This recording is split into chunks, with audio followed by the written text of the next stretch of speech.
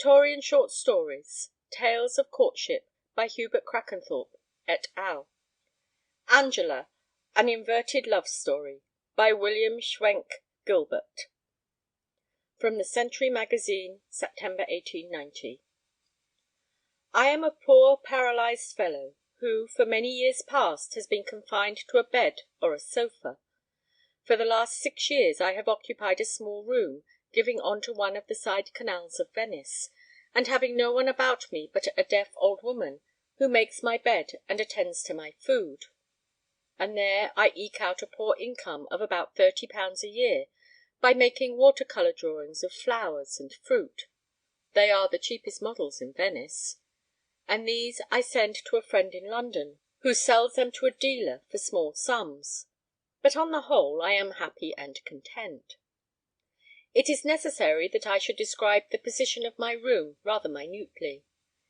Its only window is about 5 feet above the water of the canal, and above it the house projects some 6 feet, and overhangs the water, the projecting portion being supported by stout piles driven into the bed of the canal.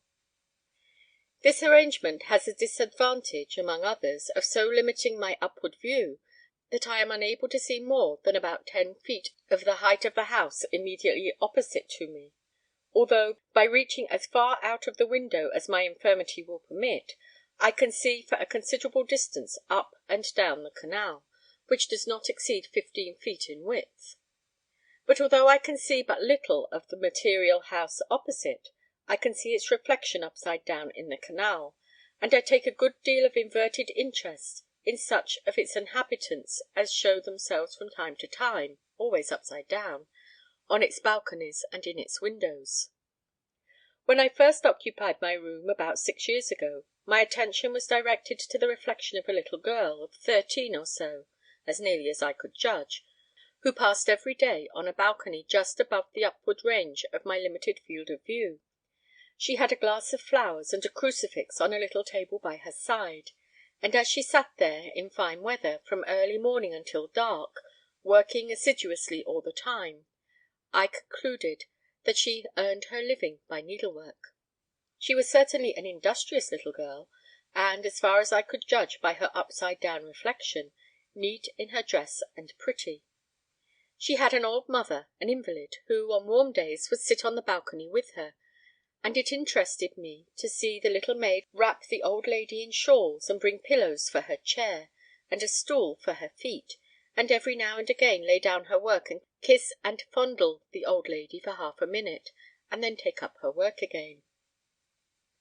Time went by, and as the little maid grew up, her reflection grew down, and at last she was quite a little woman of, I suppose, 16 or 17. I can only work for a couple of hours or so in the brightest part of the day, so I had plenty of time on my hands in which to watch her movements, and sufficient imagination to weave a little romance about her, and to endow her with a beauty which, to a great extent, I had taken for granted. I saw, or fancied that I could see, that she began to take an interest in my reflection, which of course she could see as I could see hers. And one day, when it appeared to me that she was looking right at it, that is to say, when her reflection appeared to be looking right at me, I tried the desperate experiment of nodding to her, and to my intense delight, her reflection nodded in reply. And so our two reflections became known to one another. It did not take me very long to fall in love with her, but a long time passed before I could make up my mind to do more than nod to her every morning, when the old woman moved me from my bed to the sofa at the window, and again in the evening, when the little maid left the balcony for that day. One day, however, when I saw her reflection looking at mine, I nodded to her and threw a flower into the canal. She nodded several times in return, and I saw her direct her mother's attention to the incident. Then every morning I threw a flower into the water for good morning, and another in the evening for good night, and I soon discovered that I had not altogether thrown them in vain, for one day she threw a flower to join mine, and she laughed and clapped her hands when she saw the two flowers join forces and float away together. And then every morning and every evening she threw her flower when I threw mine, and when the two flowers met, she clapped her hands, and so did I. But when they were separated, as they sometimes were, owing to one of them having met an obstruction which did not catch the other, she threw up her hands in a pretty affectation of despair, which I tried to imitate, but in an English and unsuccessful fashion. And when they were rudely run down by a passing gondola, which happened not unfrequently, she pretended to cry, and I did the same. Then in pretty pantomime she would point downwards to the sky, to tell me that it was destiny that had caused the shipwreck of our flowers, and I, in pantomime not nearly so pretty, would try to convey to her that destiny would be kinder next time, and that perhaps to-morrow our flowers would be more fortunate. And so the innocent courtship went on. One day she showed me her crucifix and kissed it, and thereupon I took a little silver crucifix that always stood by me, and kissed that, and so she knew that we were one in religion. One day the little maid did not appear on the balcony, and for several days I saw nothing of her, and although I threw my flowers as usual, no flower came to keep it company. However, after a time, she reappeared, dressed in black, and crying often, and then I knew that the poor child's mother was dead, and, as far as I knew, she was alone in the world. The flowers came no more for many days, nor did she show any sign of recognition, but kept her eyes on her work, except when she placed her handkerchief to them. And opposite to her was the old lady's chair, and I could see that, from time to time, she would lay down her work and gaze at it, and then a flood of tears would come to her relief. But at last one day she roused herself to nod to me, and then her flower came, day by day, and my flower went forth to join it, and with varying fortunes the two flowers sailed away as of yore. But the darkest day of all to me was when a good-looking young gondolier, standing right end uppermost in his gondola, for I could see him in the flesh, worked his craft alongside the house, and stood talking to her as she sat on the balcony. They seemed to speak as old friends. Indeed, as well as I could make out, he held her by the hand during the whole of their interview, which lasted quite half an hour. Eventually he pushed off, and left my heart heavy within me. But I soon took heart of grace, for as soon as he was out of sight, the little maid threw two flowers growing on the same stem, an allegory of which I could make nothing, until it broke upon me that she meant to convey to me that he and she were brother and sister, and that I had no cause to be sad. And thereupon I nodded to her cheerily, and she nodded to me, and laughed aloud, and I laughed in return, and all went on again as before. Then came a dark and dreary time, for it became necessary that I should undergo treatment that confined me absolutely to my bed for many days, and I worried and fretted to think that the little maid and I should see each other no longer, and worse still, that she would think that I had gone away without even hinting to her that I was going. And I lay awake at night wondering how I could let her know the truth, and 50 plans flitted through my brain, all appearing to be feasible enough at night, but absolutely wild and impracticable in the morning. One day, and it was a bright day indeed for me, the old woman who tended me told me that a gondolier had inquired whether the English signor had gone away or had died. And so I learned that the little maid had been anxious about me, and that she had sent her brother to inquire, and the brother had no doubt taken to her the reason of my protracted absence from the window. From that day, and ever after during my 3 weeks of bed-keeping, a flower was found every morning on the ledge of my window, which was within easy reach of any one in a boat. And when at last a day came when I could be moved, I took my accustomed place on my sofa at the window, and the little maid saw me and stood on her head, so to speak, and clapped her hands upside down with a delight that was as eloquent as my right end up delight could be. And so the first time the gondolier passed my window I beckoned to him, and he pushed alongside and told me, with many bright smiles, that he was glad indeed to see me well again. Then I thanked him and his sister for their many kind thoughts about me during my retreat, and I then learnt from him that her name was Angela, and that she was the best and purest maiden in all Venice, and that anyone might think himself happy indeed who could call her sister, but he was happier even than her brother, for he was to be married to her, and indeed they were to be married the next day. Thereupon my heart seemed to swell to bursting, and the blood rushed through my veins so that I could hear it and nothing else for a while. I managed at last to stammer forth some words of awkward congratulation, and he left me, singing merrily, after asking permission to bring his bride to see me on the morrow as they returned from church. "For," said he, "my Angela has known you very long, ever since she was a child, and she has often spoken to me of the poor Englishman who was a good Catholic, and who lay all day long, for years and years, on a sofa at a window. And she had said over and over again how dearly she wished she could speak to him and comfort him. And one day when you threw a flower into the canal, she asked me whether she might throw another, and I told her yes, for he would understand that it meant sympathy for one sorely afflicted. And so I learned that it was pity and not love, except indeed such love as is akin to pity, that prompted her to interest herself in my welfare, and there was an end of it all. For the 2 flowers that I thought were on one stem were 2 flowers tied together, but I could not tell that, and they were meant to indicate that she and the gondolier were affianced lovers, and my expressed pleasure at this symbol delighted her, for she took it to mean that I rejoiced in her happiness.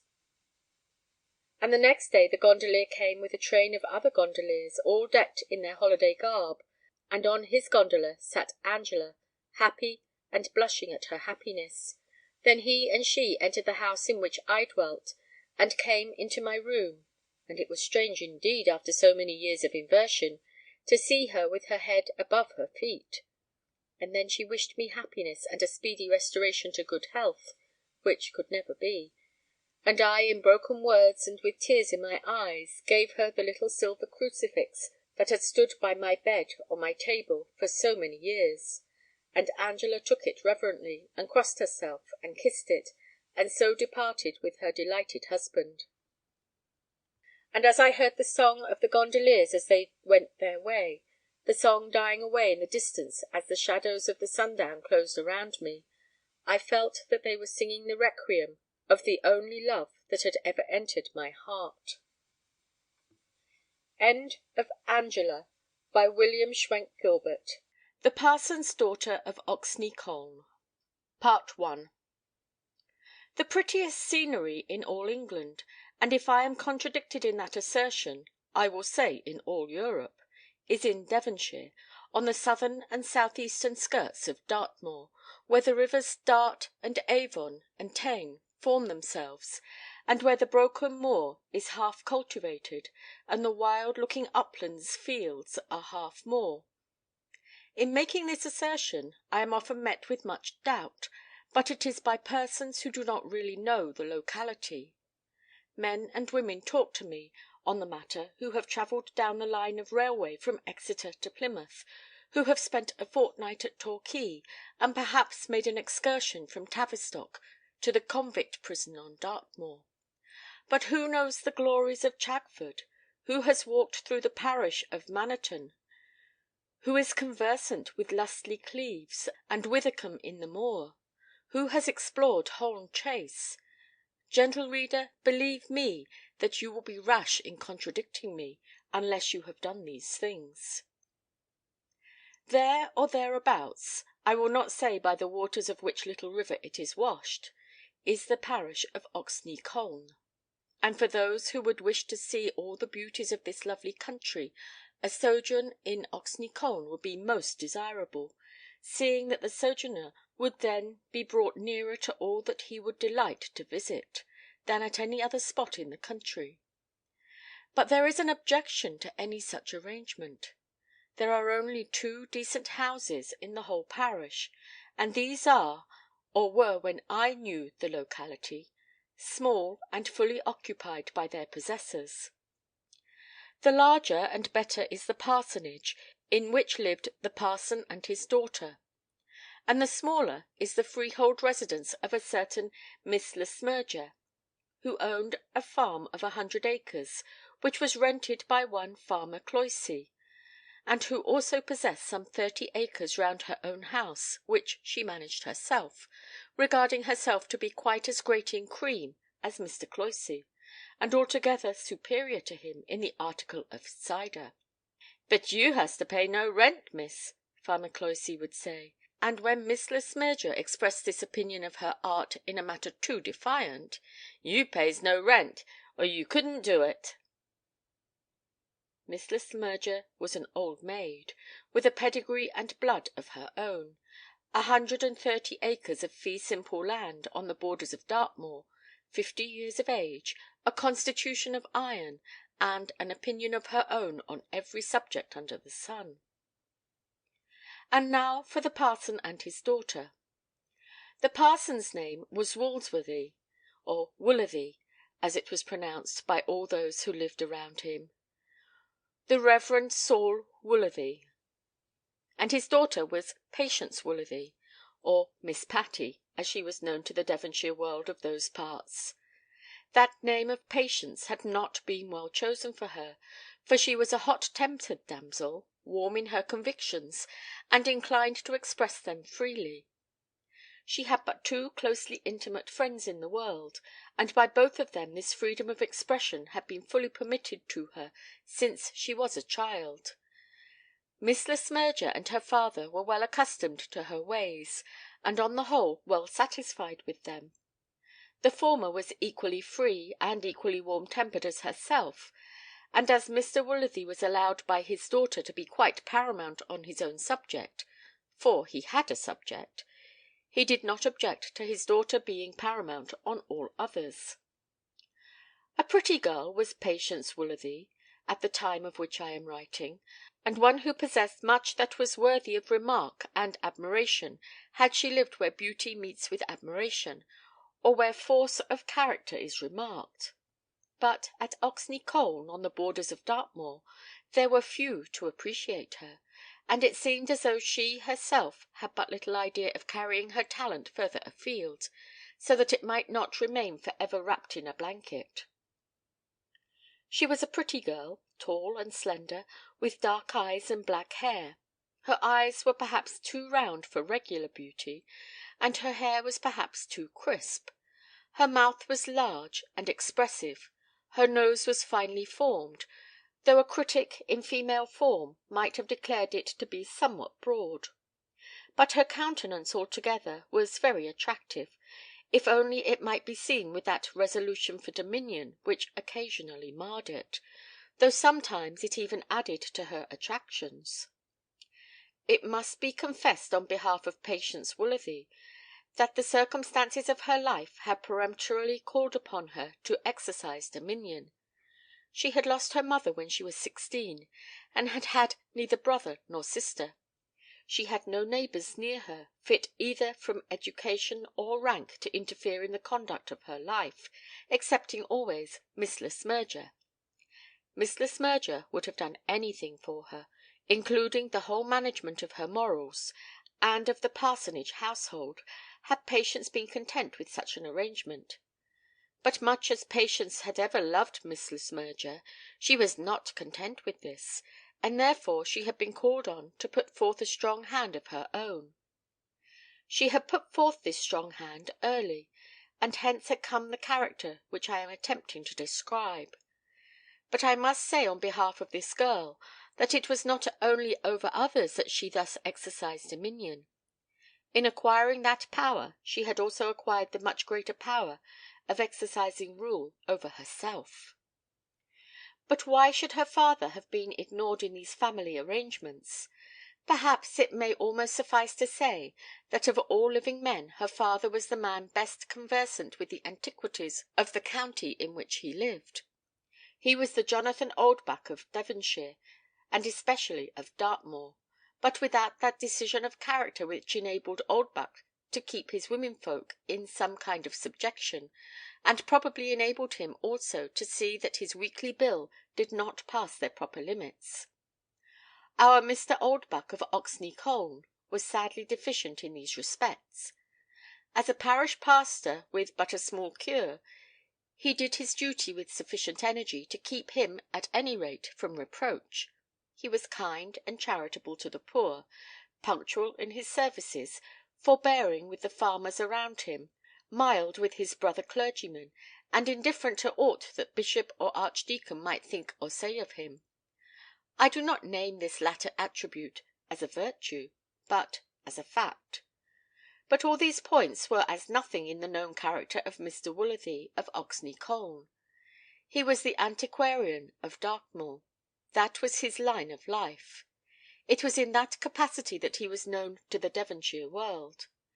It was as such that he journeyed about with his humble carpet-bag, staying away from his parsonage a night or two at a time.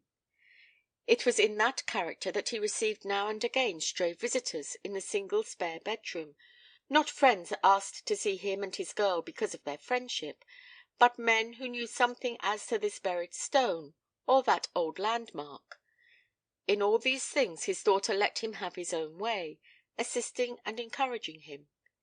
That was his line of life, and therefore she respected it. But in all other matters she chose to be paramount at the parsonage. Mr. Woolsworthy was a little man who always wore, except on Sundays, grey clothes of so light a grey that they would hardly have been regarded as clerical in a district less remote. He had now reached a goodly age, being full 70 years old, but still he was wiry and active, and showed but few symptoms of decay. His head was bald, and the few remaining locks that surrounded it were nearly white. But there was a look of energy about his mouth, and a humour in his light grey eye, which forbade those who knew him to regard him altogether as an old man. As it was, he could walk from Oxney Colne to Pricetown, 15 long Devonshire miles across the moor, and he who could do that could hardly be regarded as too old for work. But our present story will have more to do with his daughter than with him. A pretty girl, I have said, was Patience Woolsworthy, and one, too, in many ways remarkable. She had taken her outlook into life, weighing the things which she had and those which she had not, in a manner very unusual, and, as a rule, not always desirable for a young lady. The things which she had not were very many. She had not society. She had not a fortune. She had not any assurance of future means of livelihood. She had not high hope of procuring for herself a position in life by marriage. She had not that excitement and pleasure in life which she read of in such books as found their way down to Oxney Colne parsonage. It would be easy to add to the list of the things which she had not, and this list against herself she made out with the utmost vigour. The things which she had, or those rather which she assured herself of having, were much more easily counted. She had the birth and education of a lady, the strength of a healthy woman, and a will of her own. Such was the list as she made it out for herself, and I protest that I assert no more than the truth in saying that she never added to it either beauty, wit, or talent. I began these descriptions by saying that Oxney Colne would, of all places, be the best spot from which a tourist could visit those parts of Devonshire, but for the fact that he could obtain there none of the accommodation which tourists require. A brother antiquarian might, perhaps, in those days have done so, seeing that there was, as I have said, a spare bedroom at the parsonage. Any intimate friend of Miss Le Smyrger's might be as fortunate, for she was also so provided at Oxney Colne, by which name her house was known. But Miss Le Smyrger was not given to extensive hospitality, and it was only to those who were bound to her either by ties of blood or of very old friendship that she delighted to open her doors. As her old friends were very few in number, as those few lived at a distance, and as her nearest relations were higher in the world than she was, and were said by herself to look down upon her, the visits made to Oxney Colne were few and far between. But now, at the period of which I am writing, such a visit was about to be made. Miss Le Smyrger had a younger sister who had inherited a property in the parish of Oxney Colne equal to that of the lady who lived there. But this younger sister had inherited beauty also, and she therefore, in early life, had found sundry lovers, one of whom became her husband. She had married a man even then well-to-do in the world, but now rich and almost mighty, a member of Parliament, a lord of this and that board, a man who had a house in Eaton Square and a park in the north of England, and in this way her course of life had been very much divided from that of our Miss Le Smyrger. But the lord of the Government Board had been blessed with various children, and perhaps it was now thought expedient to look after Aunt Penelope's Devonshire acres. Aunt Penelope was empowered to leave them to whom she pleased, and though it was thought in Eaton Square that she must, as a matter of course, leave them to one of the family, nevertheless a little cousinly intercourse might make the thing more certain. I will not say that this was the sole cause for such a visit, but in these days a visit was to be made by Captain Broughton to his aunt. Now Captain John Broughton was the second son of Alfonso Broughton, of Clapham Park and Eaton Square, member of Parliament, and lord of the aforesaid Government Board. "And what do you mean to do with him?" Patience Woolsworthy asked of Miss Le Smyrger when that lady walked over from the Colne to say that her nephew John was to arrive on the following morning. "Do with him? Why, I shall bring him over here to talk to your father." "He'll be too fashionable for that, and papa won't trouble his head about him if he finds that he doesn't care for Dartmoor." "Then he may fall in love with you, my dear." "Well, yes, there's that resource at any rate, and for your sake I dare say I should be more civil to him than papa. But he'll soon get tired of making love to me, and what you'll do then I cannot imagine." That Miss Woolsworthy felt no interest in the coming of the captain I will not pretend to say. The advent of any stranger with whom she would be called on to associate must be a matter of interest to her in that secluded place, and she was not so absolutely unlike other young ladies that the arrival of an unmarried young man would be the same to her as the advent of some patriarchal paterfamilias. In taking that outlook into life of which I have spoken, she had never said to herself that she despised those things from which other girls received the excitement, the joys, and the disappointment of their lives. She had simply given herself to understand that very little of such things would come in her way, and that it behoved her to live happily, if such might be possible, without experiencing the need of them. She had heard, when there was no thought of any such visit to Oxney Colne, that John Broughton was a handsome, clever man, one who thought much of himself, and was thought much of by others, that there had been some talk of his marrying a great heiress, which marriage, however, had not taken place through unwillingness on his part, and that he was on the whole a man of more mark in the world than the ordinary captains of ordinary regiments. Captain Broughton came to Oxney Colne, stayed there a fortnight, the intended period for his projected visit having been fixed at 3 or 4 days, and then went his way. He went his way back to his London haunts, the time of the year then being the close of the Easter holidays. But as he did so he told his aunt that he should assuredly return to her in the autumn. "And assuredly I shall be happy to see you, John, if you come with a certain purpose. If you have no such purpose, you had better remain away." "I shall assuredly come," the captain had replied, and then he had gone on his journey. The summer passed rapidly by, and very little was said between Miss Le Smyrger and Miss Woolsworthy about Captain Broughton. In many respects, nay, I may say as to all ordinary matters, no two women could well be more intimate with each other than they are. And more than that, they had the courage each to talk to the other with absolute truth as to things concerning themselves, a courage in which dear friends often fail. But, nevertheless, very little was said between them about Captain John Broughton. All that was said may be here repeated.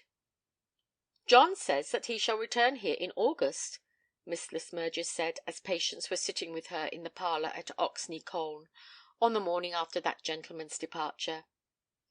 "He told me so himself," said Patience, and as she spoke, her round dark eyes assumed a look of more than ordinary self-will. If Miss Le Smyrger had intended to carry the conversation any further, she changed her mind as she looked at her companion.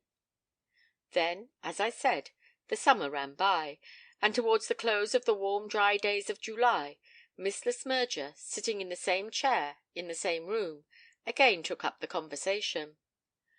"I got a letter from John this morning. He says that he shall be here on the 3rd." "Does he?" "He is very punctual to the time he named." "Yes, I fancy that he is a punctual man," said Patience. "I hope that you will be glad to see him," said Miss Le Smyrger.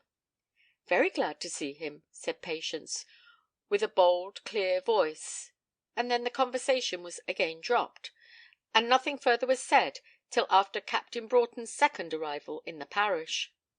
4 months had then passed since his departure, and during that time Miss Woolsworthy had performed all her usual duties in the accustomed course.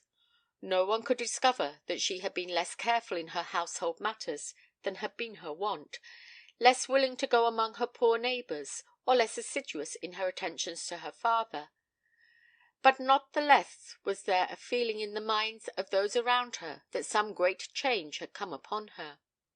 She would sit during the long summer evenings on a certain spot outside the parsonage orchard, at the top of a small sloping field in which their solitary cow was always pastured, with a book on her knees before her, but rarely reading.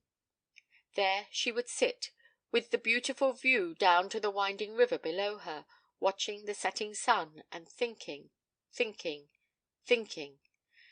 of something of which she had never spoken. Often would Miss Le Smyrger come upon her there, and sometimes would pass her even without a word, but never, never once did she dare to ask of the matter of her thoughts. But she knew the matter well enough. No confession was necessary to inform her that Patience Woolsworthy was in love with John Broughton, ay, in love, to the full and entire loss of her whole heart. On one evening she was so sitting till the July sun had fallen and hidden himself for the night, when her father came upon her as he returned from one of his rambles on the moor. "Patty," he said, "you are always sitting there now. Is it not late? Will you not be cold?" "No, papa," she said, "I shall not be cold." "But won't you come into the house? I miss you when you come in so late, and there's no time to say a word before we go to bed." She got up and followed him into the parsonage, and when they were in the sitting-room together, and the door was closed, she came up to him and kissed him. "Papa," she said, "would it make you very unhappy if I were to leave you?" "Leave me?" he said, startled by the serious and almost solemn tone of her voice. "Do you mean for always?" "If I were to marry, papa." "Oh, marry! No, that would not make me unhappy. It would make me very happy, Patty, to see you married to a man you would love. Very, very happy, though my days would be desolate without you." "That is, papa. What would you do if I went from you?" "What would it matter, Patty? I should be free at any rate from a load which often presses heavy on me now. What will you do when I shall leave you? A few more years, and all will be over with me. But who is it, love? Has anybody said anything to you?" "It was only an idea, papa. I don't often think of such a thing, but I did think of it then." And so the subject was allowed to pass by. This had happened before the day of the second arrival had been absolutely fixed and made known to Miss Woolsworthy. And then that second arrival took place. The reader may have understood from the words with which Miss Le Smyrger authorized her nephew to make his second visit to Oxney Colne, that Miss Woolsworthy's passion was not altogether unauthorized. Captain Broughton had been told that he was not to come unless he came with a certain purpose, and having been so told, he still persisted in coming. There can be no doubt but that he well understood the purport to which his aunt alluded. "I shall assuredly come," he had said, and, true to his word, he was now there. Patience knew exactly the hour at which he must arrive at the station at Newton Abbot, and the time also which it would take to travel over those 12 uphill miles from the station to Oxney. It need hardly be said that she paid no visit to Miss Le Smyrger's house on that afternoon, but she might have known something of Captain Broughton's approach without going thither. His road to the Colne passed by the parsonage gate, and had Patience sat even at her bedroom window, she must have seen him. But on such an evening she would not sit at her bedroom window. She would do nothing which would force her to accuse herself of a restless longing for her lover's coming. It was for him to seek her. If he chose to do so, he knew the way to the parsonage. Miss Le Smyrger, good, dear, honest, hearty Miss Le Smyrger, was in a fever of anxiety on behalf of her friend. It was not that she wished her nephew to marry Patience, or rather that she had entertained any such wish when he first came among them. She was not given to match–making, and moreover thought, or had thought within herself, that they of Oxney Colne could do very well without any admixture from Eaton Square. Her plan of life had been that when old Mr. Woolsworthy was taken away from Dartmoor, Patience should live with her, and that when she also shuffled off her coil, then Patience Woolsworthy should be the maiden mistress of Oxney Colne and of Mr. Cloyse's farm, to the utter detriment of all the Broughtons. Such had been her plan before nephew John had come among them. A plan not to be spoken of till the coming of that dark day which should make Patience an orphan. But now her nephew had been there, and all was to be altered. Miss Le Smyrger's plan would have provided a companion for her old age, but that had not been her chief object. She had thought more of Patience than of herself, and now it seemed that a prospect of a higher happiness was opening for her friend. "John," she said, as soon as the first greetings were over, "do you remember the last words that I said to you before you went away?" Now, for myself, I much admire Miss Le Smyrger's heartiness, but I do not think much of her discretion. It would have been better, perhaps, had she allowed things to take their course. "I can't say that I do," said the captain. At the same time the captain did remember very well what those last words had been. "I am so glad to see you, so delighted to see you, if—" and then she paused, for with all her courage she hardly dared to ask her nephew whether he had come there with the express purport of asking Miss Woolsworthy to marry him. To tell the truth, for there is no room for mystery within the limits of this short story, to tell, I say, at a word, the plain and simple truth, Captain Broughton had already asked the question. On the day before he left Oxney Colne, he had in set terms proposed to the parson's daughter, and indeed the words, the hot and frequent words, which previously to that had fallen like sweetest honey into the ears of Patience Woolsworthy, had made it imperative on him to do so. When a man in such a place as that has talked to a girl of love day after day, must he not talk of it to some definite purpose on the day on which he leaves her? Or if he does not, must he not submit to be regarded as false, selfish, and almost fraudulent? Captain Broughton, however, had asked the question honestly and truly. He had done so honestly and truly, but in words, or perhaps simply with a tone, that had hardly sufficed to satisfy the proud spirit of the girl he loved. She by that time had confessed to herself that she loved him with all her heart, but she had made no such confession to him. To him she had spoken no word, granted no favour, that any lover might rightfully regard as a token of love returned. She had listened to him as he spoke, and bade him keep such sayings for the drawing-rooms of his fashionable friends. Then he had spoken out and had asked her for that hand, not perhaps as a suitor tremulous with hope, but as a rich man who knows that he can command that which he desires to purchase. "You should think more of this," she had said to him at last. "If you would really have me for your wife, it will not be much to you to return here again when time for thinking of it shall have passed by."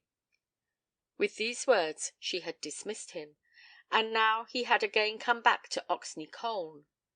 But still she would not place herself at the window to look for him, nor dress herself in other than her simple morning country dress, nor omit one item of her daily work.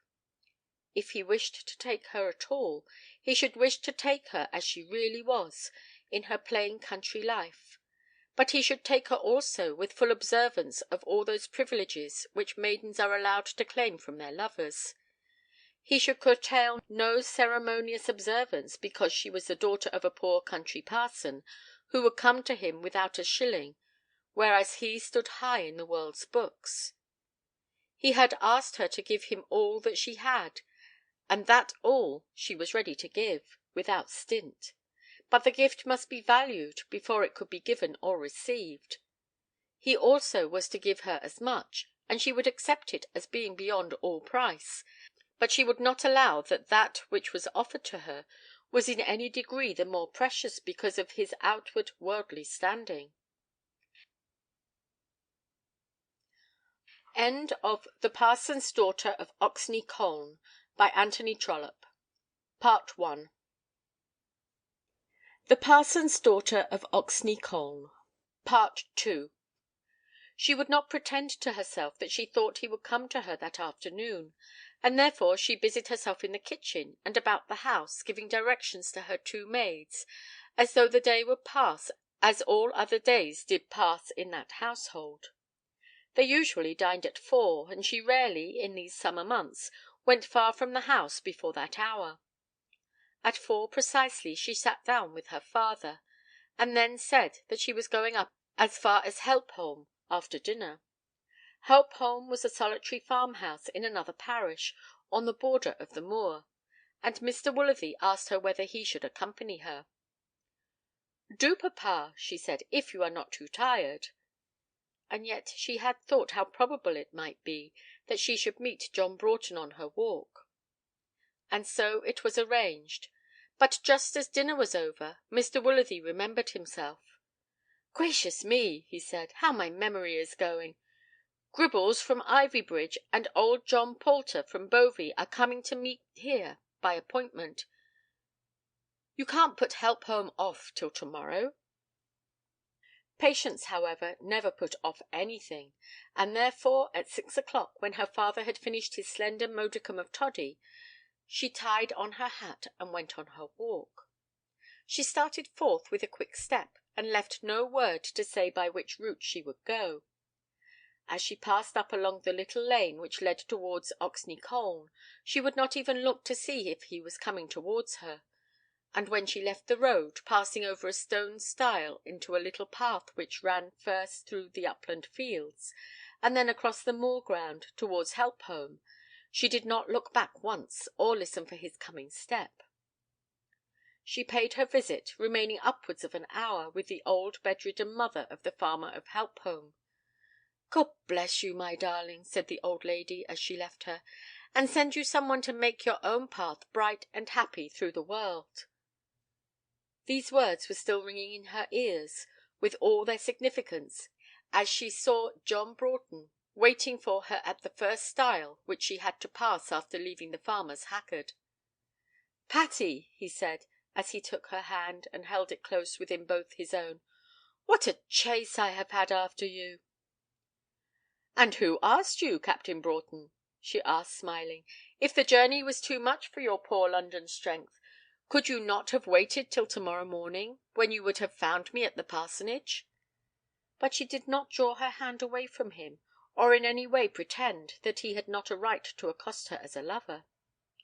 "No, I could not wait. I am more eager to see those I love than you seem to be." How do you know whom I love, or how eager I might be to see them? There is an old woman there whom I love, and I have thought nothing of this walk with the object of seeing her." And now, slowly drawing her hand away from him, she pointed to the farmhouse which she had left. "Patty," he said, after a minute's pause, during which she had looked full into his face with all the force of her bright eyes, "I have come from London to–day, straight down here to Oxney, and from my aunt's house close upon your footsteps after you, to ask you that one question. Do you love me?" "What a Hercules!" she said, again laughing. "Do you really mean that you left London only this morning? Why, you must have been 5 hours in a railway carriage, and 2 in a post–chaise, not to talk of the walk afterwards. You ought to take more care of yourself, Captain Broughton." He would have been angry with her, for he did not like to be quizzed, had she not put her hand on his arm as she spoke, and the softness of her touch had redeemed the offence of her words. "All that I have done," said he, "that I may hear one word from you." "That any word of mine should have such potency! But let us walk on, or my father will take us for some of the standing stones of the moor. How have you found your aunt? If you only knew the cares that have sat on her dear shoulders for the last week past, in order that your high mightiness might have a sufficiency to eat and drink in these desolate half–starved regions. She might have saved herself such anxiety. No one can care less for such things than I do. And yet I think I have heard you boast of the cook of your club." And then again there was a silence for a minute or two. "Patty," said he, stopping again in the path, "answer my question. I have a right to demand an answer. Do you love me? And what if I do? What if I have been so silly as to allow your perfections to be too many for my weak heart? What then, Captain Broughton?" "It cannot be that you love me, or you would not joke now." "Perhaps not, indeed," she said. It seemed as though she were resolved not to yield an inch in her own humour. And then again they walked on. "Patty," he said once more, "I shall get an answer from you to–night, this evening, now, during this walk, or I shall return to–morrow, and never revisit this spot again." "Oh, Captain Broughton, how should we ever manage to live without you?" "Very well," he said, "up to the end of this walk I can bear it all, and one word spoken then will mend it all." During the whole of this time she felt that she was ill–using him.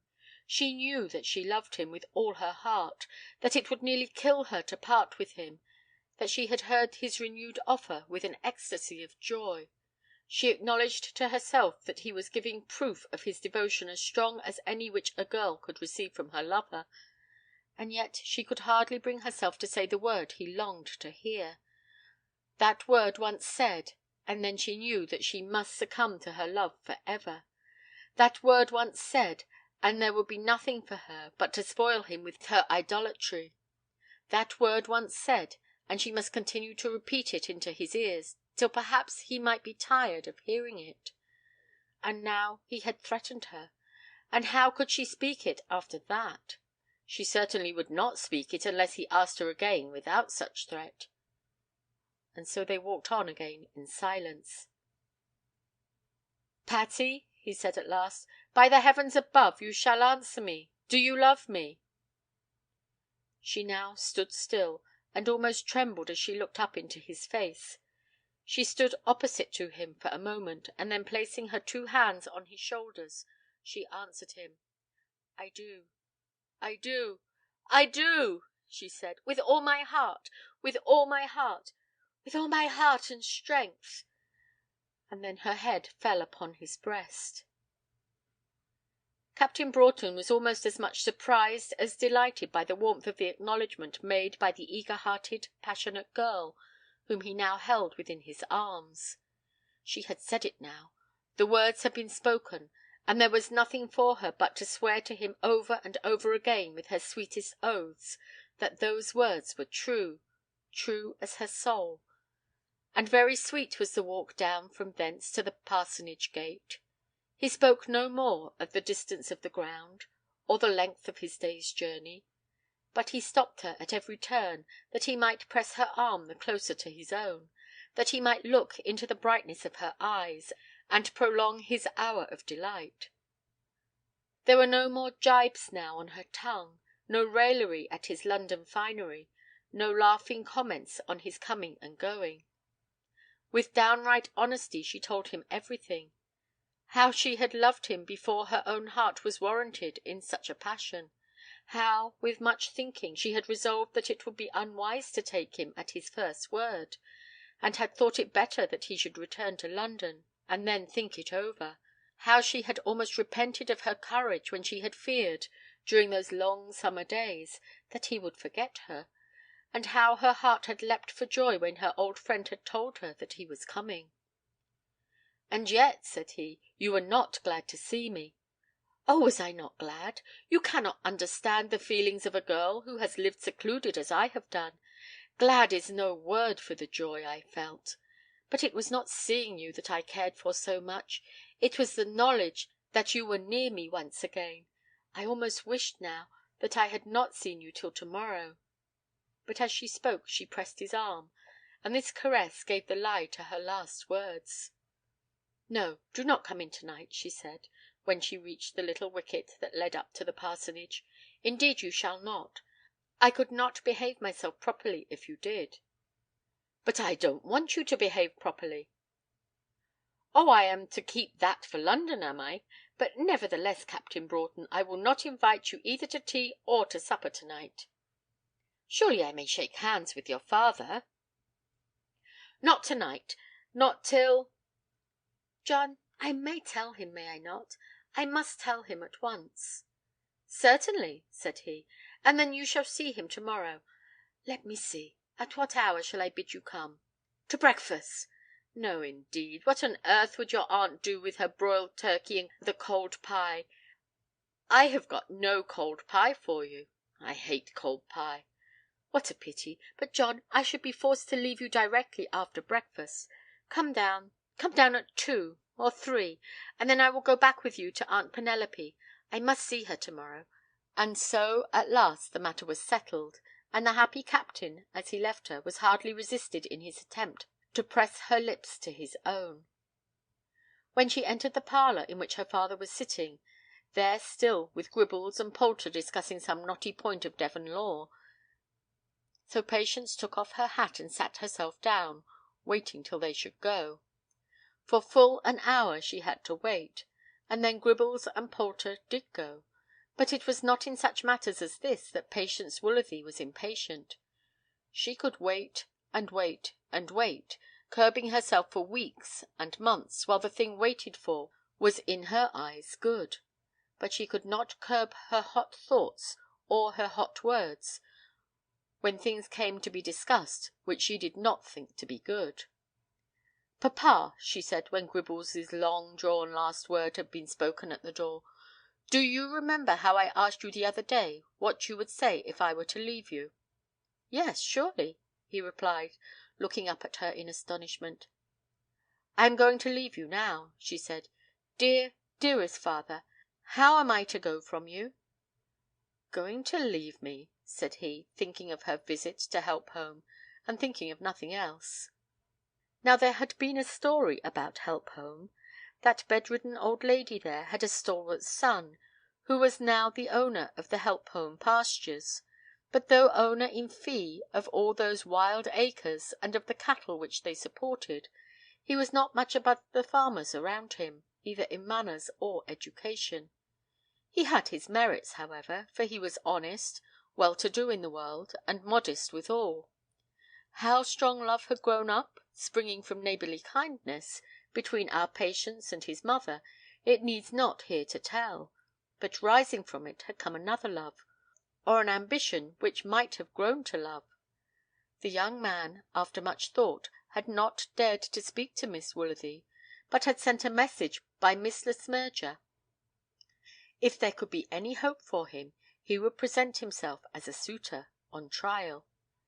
He did not owe a shilling in the world, and had money by him, saved. He wouldn't ask the parson for a shilling of fortune. Such had been the tenor of his message, and Miss Le Smyrger had delivered it faithfully. "He does not mean it," Patience had said, with her stern voice. "Indeed he does, my dear. You may be sure he is in earnest," Miss Le Smyrger had replied, "and there is not an honester man in these parts." "Tell him," said Patience, not attending to the latter portion of her friend's last speech, "that it cannot be. Make him understand, you know, and tell him also that the matter shall be thought of no more." The matter had, at any rate, been spoken of no more, but the young farmer still remained a bachelor, and Helpholme still wanted a mistress. But all this came back upon the parson's mind when his daughter told him that she was about to leave him. "Yes, dearest," she said, and as she spoke she now knelt at his knees. "I have been asked in marriage, and I have given myself away." "Well, my love, if you will be happy—" "I hope I shall. I think I shall. But you, papa?" "You will not be far from us." "Oh yes, in London." "In London?" "Captain Broughton lives in London generally." "And has Captain Broughton asked you to marry him?" "Yes, papa. Who else? Is he not good? Will you not love him? Oh, papa, do not say that I am wrong to love him." He never told her his mistake, or explained to her that he had not thought it possible that the high-placed son of the London great man shall have fallen in love with his undowered daughter, but he embraced her, and told her with all his enthusiasm that he rejoiced in her joy, and would be happy in her happiness. "My own Patty," he said, "I have ever owned that you were too good for this life of ours here." And then the evening wore away into the night, with many tears, but still with much happiness. Captain Broughton, as he walked back to Oxney Colne, made up his mind that he would say nothing on the matter to his aunt till the next morning. He wanted to think over it all, and to think it over, if possible, by himself. He had taken a step in life, the most important that a man is ever called on to take, and he had to reflect whether or no he had taken it with wisdom. "Have you seen her?" said Miss Le Smyrger, very anxiously, when he came into the drawing-room. "Miss Woolsworthy, you mean?" said he. "Yes, I've seen her. As I found her out I took a long walk and happened to meet her. Do you know, aunt, I think I'll go to bed. I was up at 5 this morning, and have been on the move ever since." Miss Le Smyrger perceived that she was to hear nothing that evening, so she handed him his candlestick and allowed him to go to his room. But Captain Broughton did not immediately retire to bed, nor when he did so was he able to sleep at once. Had this step that he had taken been a wise one? He was not a man who, in worldly matters, had allowed things to arrange themselves for him, as in the case with so many men. He had formed views for himself, and had a theory of life. Money for money's sake he had declared to himself to be bad. Money, as a concomitant to things which were in themselves good, he had declared to himself to be good also. That concomitant in his affair of his marriage he had now missed. Well, he had made up his mind to that, and would put up with the loss. He had means of living of his own, though means not so extensive as might have been desirable. That it would be well for him to become a married man, looking merely to that state of life as opposed to his present state, he had fully resolved. On that point, therefore, there was nothing to repent. That Patty Woolsworthy was good, affectionate, clever, and beautiful, he was sufficiently satisfied. It would be odd indeed if he were not so satisfied now, seeing that for the last 4 months he had declared to himself daily that she was so, with many inward asseverations. And yet though he repeated now again that he was satisfied, I do not think that he was so fully satisfied of it as he had been throughout the whole of those 4 months.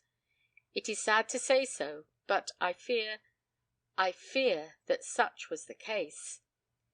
When you have your plaything, how much of the anticipated pleasure vanishes, especially if it have been won easily. He had told none of his family what were his intentions in this second visit to Devonshire, and now he had to bethink himself whether they would be satisfied.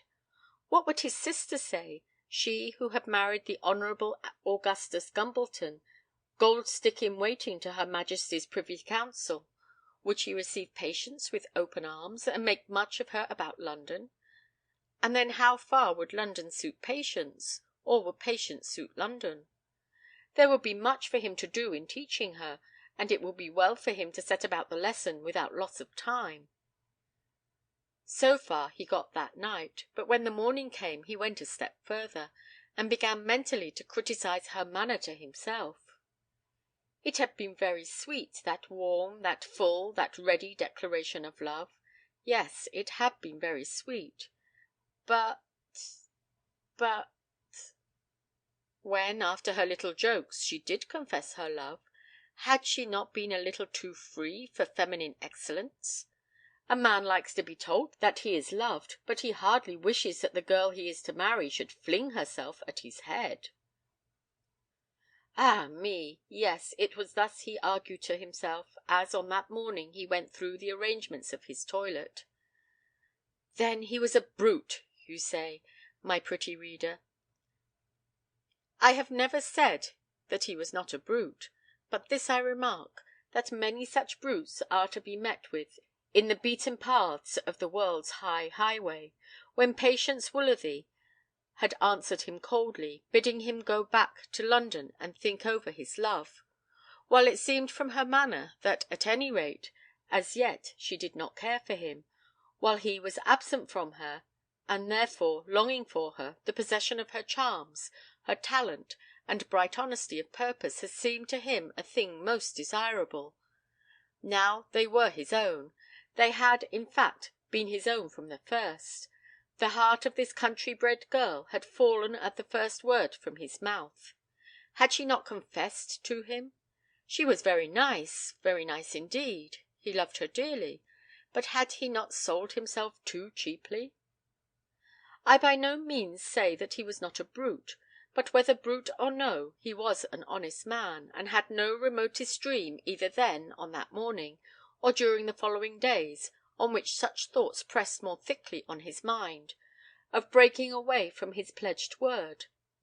At breakfast on that morning he told all to Miss Le Smyrger, and that lady, with warm and gracious intentions, confided to him her purpose regarding her property.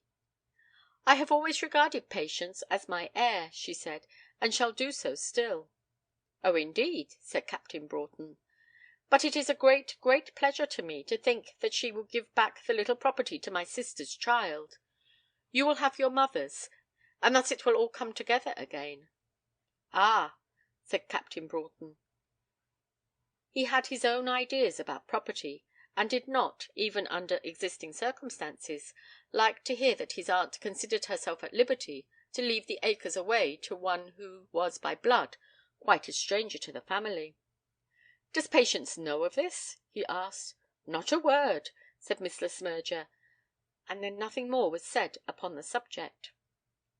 On that afternoon he went down and received the parson's benediction and congratulations with good grace. Patience said very little on the occasion, and indeed was absent during the greater part of the interview. The two lovers then walked up to Oxney Colne, and there were more benedictions and more congratulations. All went merry as a marriage bell, at any rate as far as Patience was concerned. Not a word had yet fallen from that dear mouth, not a look had yet come over that handsome face, which tended in any way to mar her bliss.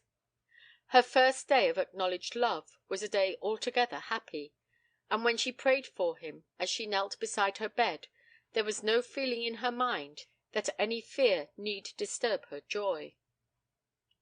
I will pass over the next 3 or 4 days very quickly, merely saying that Patience did not find them so pleasant as that first day of her engagement.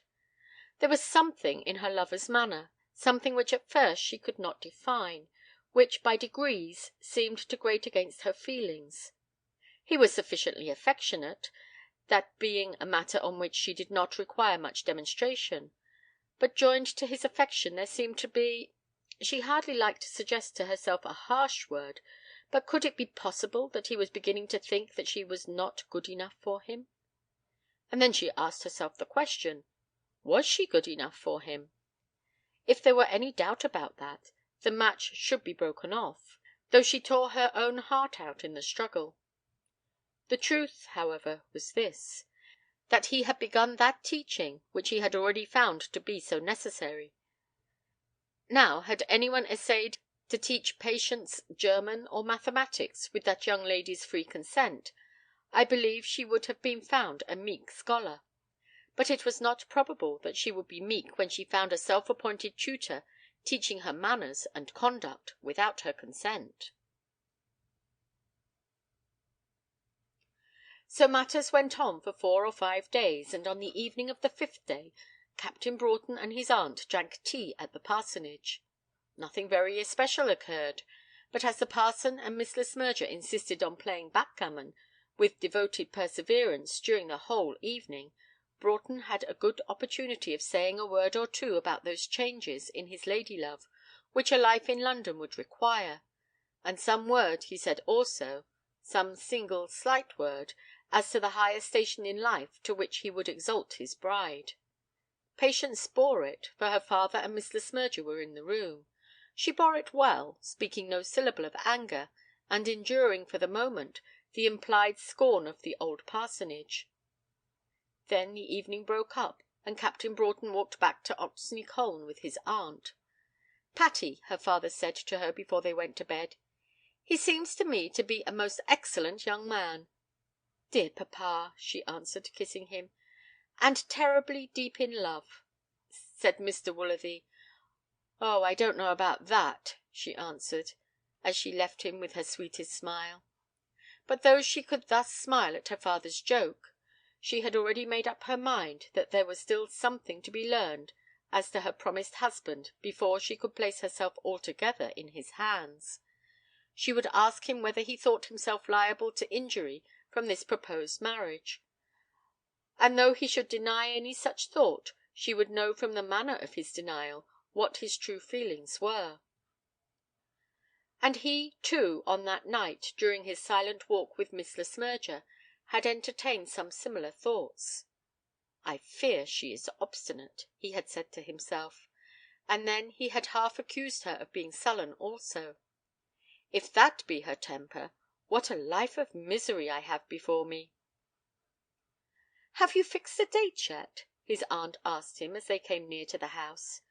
"No, not yet. I don't know whether it will suit me to fix it before I leave." "Why, it was but the other day you were in such a hurry."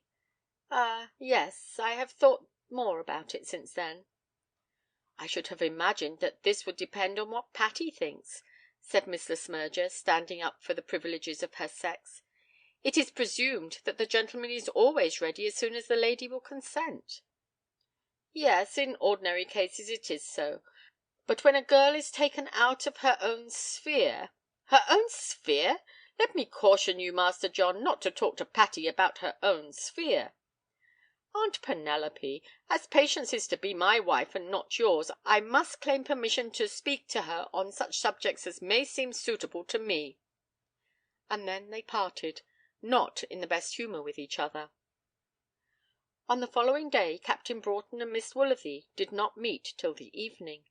She had said, before those few ill-omened words had passed her lover's lips, that she would probably be at Miss Le Smyrger's house on the following morning. Those ill-omened words did pass her lover's lips, and then she remained at home. This did not come from sullenness, nor even from anger, but from a conviction that it would be well that she should think much before she met him again. Nor was he anxious to hurry a meeting. His thought, his base thought, was this, that she would be sure to come up to the Colne after him. But she did not come, and therefore in the evening he went down to her, and asked her to walk with him. They went away by the path that led by Helpholme, and little was said between them till they had walked some mile together. Patience, as they went along the path, remembered almost to the letter the sweet words which had greeted her ears as she came down that way with him on the night of his arrival. But he remembered nothing of that sweetness then. Had he not made an ass of himself during these last 6 months?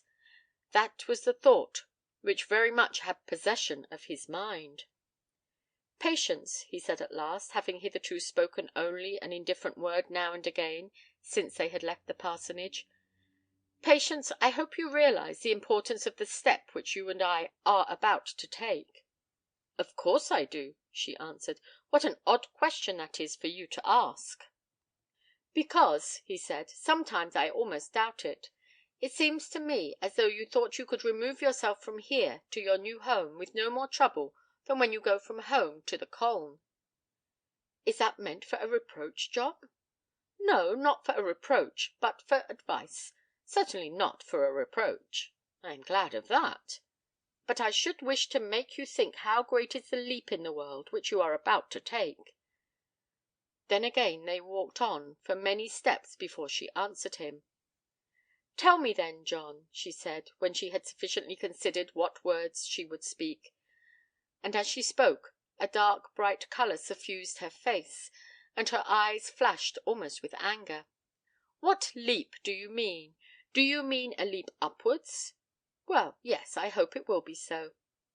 "In one sense, certainly, it would be a leap upwards. To be the wife of the man I loved, to have the privilege of holding his happiness in my hand, to know that I was his own, the companion whom he had chosen out of all the world, that would indeed be a leap upward, a leap almost to heaven, if all that were so. But if you mean upwards in any other sense—" "I was thinking of the social scale." "Then, Captain Broughton, your thoughts were doing me a dishonour." "Doing you dishonour?" "Yes, doing me dishonour. That your father is, in the world's esteem, a greater man than mine is doubtless true enough. That you, as a man, are richer than I am as a woman is doubtless also true. But you dishonour me, and yourself also, if these things can weigh with you now." "Patience, I think you can hardly know what words you are saying to me."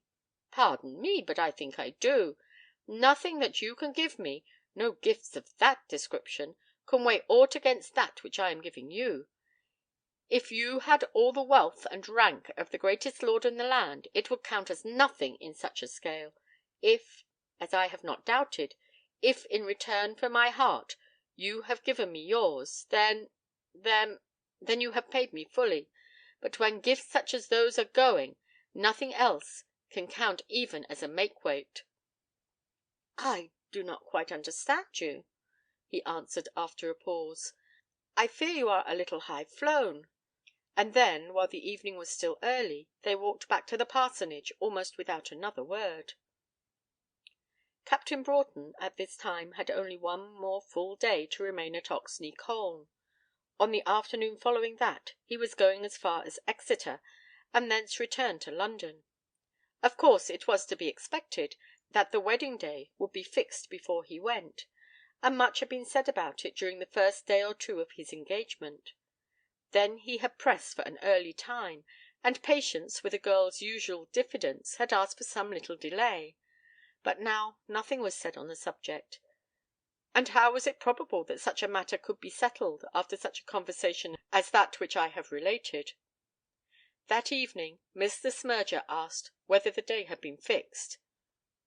"No," said Captain Broughton, harshly, "nothing has been fixed." "But it will be arranged before you go."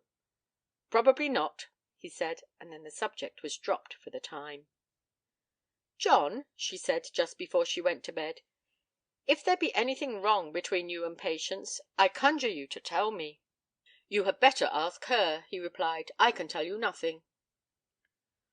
On the following morning he was much surprised by seeing Patience on the gravel path before Miss Le Smyrger's gate immediately after breakfast. He went to the door to open it for her, and she, as she gave him her hand, told him that she came up to speak to him. There was no hesitation in her manner, nor any look of anger in her face; but there was in her gait and form, in her voice and countenance, a fixedness of purpose which he had never seen before, or at any rate had never acknowledged. "Certainly," said he. "Shall I come out with you, or will you come upstairs?" "We can sit down in the summer house," she said, and thither they both went. "Captain Broughton," she said, and she began her task the moment that they were both seated, "you and I have engaged ourselves as man and wife, but perhaps we have been over rash." "How so?" said he. "It may be, and indeed I will say more, it is the case, that we have made this engagement without knowing enough of each other's character." "I have not thought so." "The time will perhaps come when you will so think, but for the sake of all that we most value, let it come before it is too late. What would be our fate, how terrible would be our misery, if such a thought should come to either of us after we have linked our lots together?" There was a solemnity about her as she thus spoke which almost repressed him, which for a time did prevent him from taking that tone of authority which on such a subject he would choose to adopt. But he recovered himself. "I hardly think this comes well from you," he said. "From whom else should it come? Who else can fight my battle for me? And, John, who else can fight that same battle on your behalf? I tell you this, that with your mind standing towards me as it does stand at present, you could not give me your hand at the altar with true words and a happy conscience. Is it not true? You have half repented of your bargain already. Is it not so?" He did not answer her, but getting up from his seat, walked to the front of the summer house, and stood there with his back turned upon her. It was not that he meant to be ungracious, but in truth he did not know how to answer her. He had half repented of his bargain. "John," she said, getting up and following him so that she could put her hand upon his arm, "I have been very angry with you." "Angry with me?" he said, turning sharp upon her. "Yes, angry with you. You would have treated me like a child, but that feeling has gone now. I am not angry now. There is my hand, the hand of a friend. Let the words that have been spoken between us be as though they had not been spoken. Let us both be free." "Do you mean it?" he asked. "Certainly I mean it." As she spoke these words her eyes were filled with tears in spite of all the efforts she could make to restrain them. But he was not looking at her, and her efforts had sufficed to prevent any sob from being audible. "With all my heart," he said, and it was manifest from his tone that he had no thought of her happiness as he spoke. It was true that she had been angry with him, angry as she had herself declared; but nevertheless, in what she had said and what she had done, she had thought more of his happiness than of her own. Now she was angry once again. "With all your heart, Captain Broughton? Well, so be it. If with all your heart, then is the necessity so much the greater. You go to morrow. Shall we say farewell now?" "Patience, I am not going to be lectured." "Certainly not by me. Shall we say farewell now?" "Yes, if you are determined." "I am determined. Farewell, Captain Broughton. You have all my wishes for your happiness." And she held out her hand to him. "Patience!" he said, and he looked at her with a dark frown, as though he would strive to frighten her into submission. If so, he might have saved himself any such attempt. "Farewell, Captain Broughton. Give me your hand, for I cannot stay." He gave her his hand, hardly knowing why he did so. She lifted it to her lips and kissed it, and then, leaving him, passed from the summer house down through the wicket gate and straight home to the parsonage. During the whole of that day she said no word to any one of what had occurred. When she was once more at home she went about her household affairs as she had done on that day of his arrival. When she sat down to dinner with her father, he observed nothing to make him think that she was unhappy, nor during the evening was there any expression in her face, or any tone in her voice, which excited his attention. On the following morning Captain Broughton called at the parsonage, and the servant girl brought word to her mistress that he was in the parlour. But she would not see him. "Laws, miss, you ain't a-quarrelled with your beau?" the poor girl said. "No, not quarrelled," she said, "but give him that." It was a scrap of paper containing a word or two in pencil.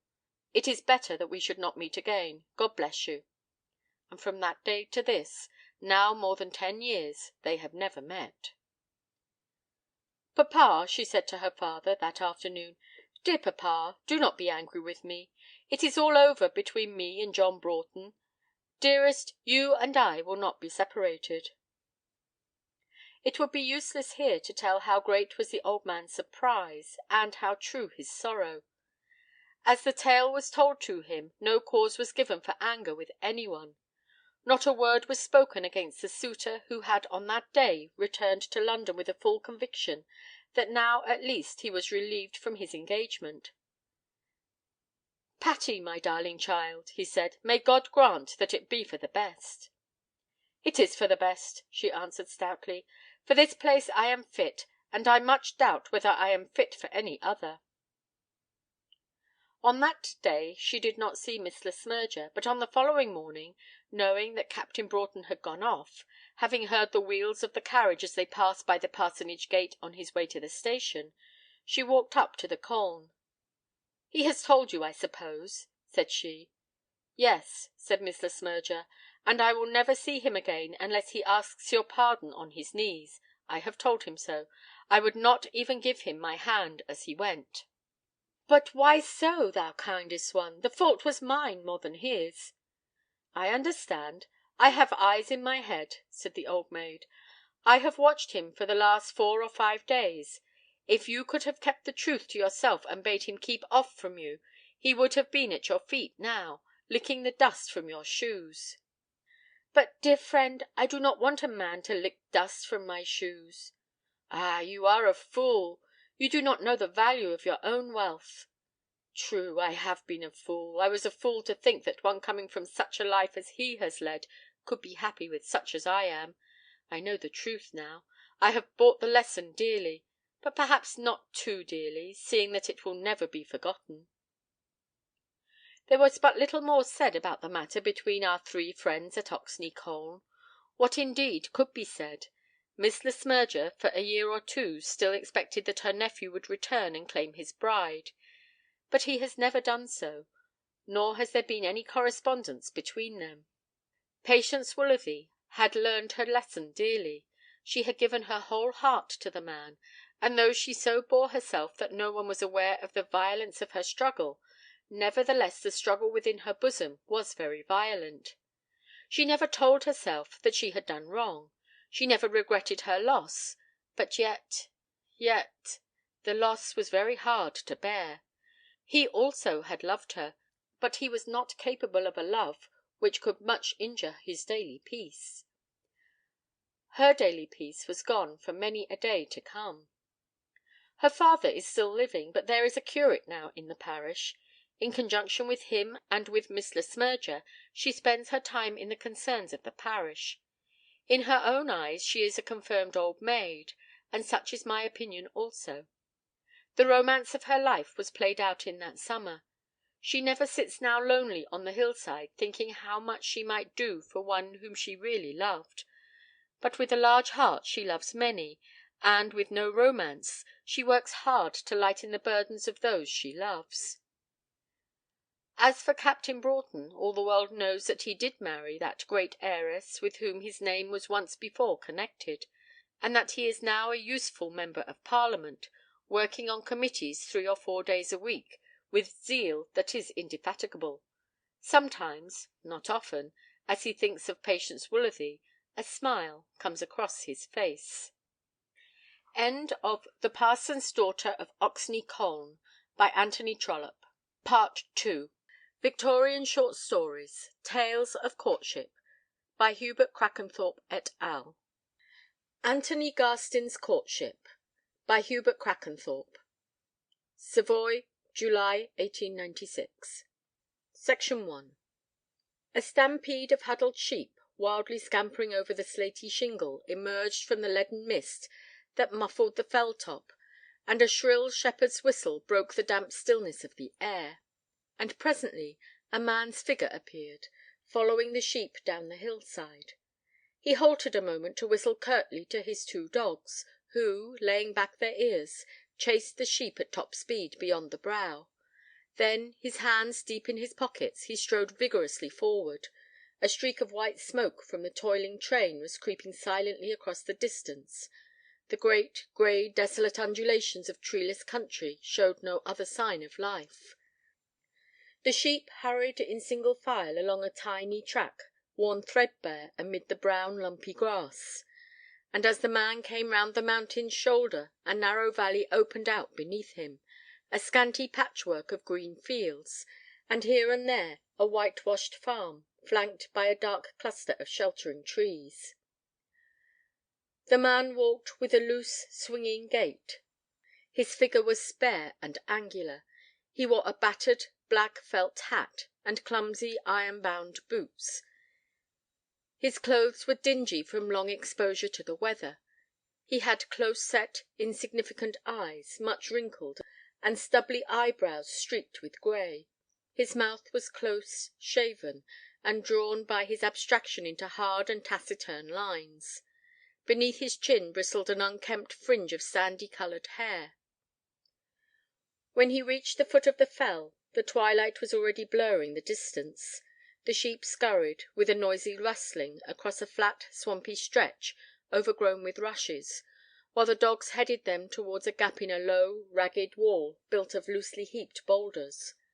The man swung the gate to after them, and waited, whistling peremptorily, recalling the dogs. A moment later the animals reappeared, cringing as they crawled through the bars of the gate. He kicked out at them contemptuously, and mounting a stone stile a few yards further up the road, dropped into a narrow lane. Presently, as he passed a row of lighted windows, he heard a voice call to him. He stopped, and perceived a crooked, white-bearded figure, wearing clerical clothes, standing in the garden gateway. "Good evening, Anthony. A raw evening, this." "Ay, Mr. Blencarn, 'tis a bit frittish," he answered. "I've just been getting a few lambs off t' fell. I hope you're keeping fairly, and Miss Rosa too." He spoke briefly, with a loud, spontaneous cordiality. "Thank ye, Anthony, thank ye. Rosa's down at the church, playing over the hymns for to–morrow. How's Mrs. Garstin?" "Nicely, thank ye, Mr. Blencarn. She's wonderful active, is mother." "Well, good night to you, Anthony," said the old man, clicking the gate. "Good night, Mr. Blencarn," he called back. A few minutes later the twinkling lights of the village came in sight, and from within the sombre form of the square–towered church, looming by the roadside, the slow, solemn strains of the organ floated out on the evening air. Anthony lightened his tread, then paused, listening; but presently, becoming aware that a man stood listening also on the bridge some few yards distant, he moved forward again. Slackening his pace as he approached, he eyed the figure keenly; but the man paid no heed to him, remaining, with his back turned, gazing over the parapet into the dark gurgling stream. Anthony trudged along the empty village street, past the gleaming squares of ruddy gold, starting on either side out of the darkness. Now and then he looked furtively backwards. The straight, open road lay behind him, glimmering wanly. The organ seemed to have ceased. The figure on the bridge had left the parapet, and appeared to be moving away towards the church. Anthony halted, watching it till it had disappeared into the blackness beneath the churchyard trees. Then, after a moment's hesitation, he left the road, and mounted an upland meadow towards his mother's farm. It was a bare oblong house. In front a whitewashed porch, and a narrow garden plot, enclosed by a low iron railing, were dimly discernible. Behind, the steep fell–side loomed like a monstrous, mysterious curtain hung across the night. He passed round the back into the twilight of a wide yard, cobbled and partially grass–grown, vaguely flanked by the shadowy outlines of long, low farm–buildings. All was wrapped in darkness. Somewhere overhead a bat fluttered, darting its puny scream. Inside, a blazing peat–fire scattered capering shadows across the smooth stone floor, flickered among the dim shadows of hams suspended from the ceiling, and on the panelled cupboards of dark glistening oak. A servant–girl, spreading the cloth for supper, clattered her clogs in and out of the kitchen. Old Mrs. Garstin was stooping before the hearth, tremulously turning some girdle–cakes that lay roasting in the embers. At the sound of Anthony's heavy tread in the passage, she rose, glancing sharply at the rock above the chimney–piece. She was a heavy–built woman, upright, stalwart almost, despite her years. Her face was gaunt and sallow; deep wrinkles accentuated the hardness of her features. She wore a black widow's cap above her iron grey hair, gold-rimmed spectacles, and a soiled checked apron. "You're very late, Tony," she remarked querulously. He unloosened his woollen neckerchief, and when he had hung it methodically with his hat behind the door, answered, "'Twas terrible thick on t' fell top, and them two bitches be that senseless." She caught his sleeve, and through her spectacles suspiciously scrutinized his face. "You didna meet wi' Rosa Blencarn?" "Nay, she was in church, hymn playin', wi' loot stock hanging round the door," he retorted bitterly, rebuffing her with rough impatience. She moved away, nodding sententiously to herself. They began supper. Neither spoke. Anthony sat slowly stirring his tea, and staring moodily into the flames. The bacon on his plate lay untouched. From time to time his mother, laying down her knife and fork, looked across at him in unconcealed asperity, pursing her wide ungainly mouth. At last, abruptly setting down her cup, she broke out, "I wonder ye havena mair pride, Tony. For hoo long are ye going to continue setting moping and brooding like a sick sheep? Ye'll just make yerself ill, and then I reckon that ye'll prove satisfied. Ay, but I wonder ye havena more pride." But he made no answer, remaining unmoved, as if he had not heard. Presently, half to himself, without raising his eyes, he murmured, "Luke be going south Monday." "Well, ye canna take oop wi' his leaving anyways. It hasna come to that, has it? You don't intend setting all t' parish a laughing at ye a second occasion?"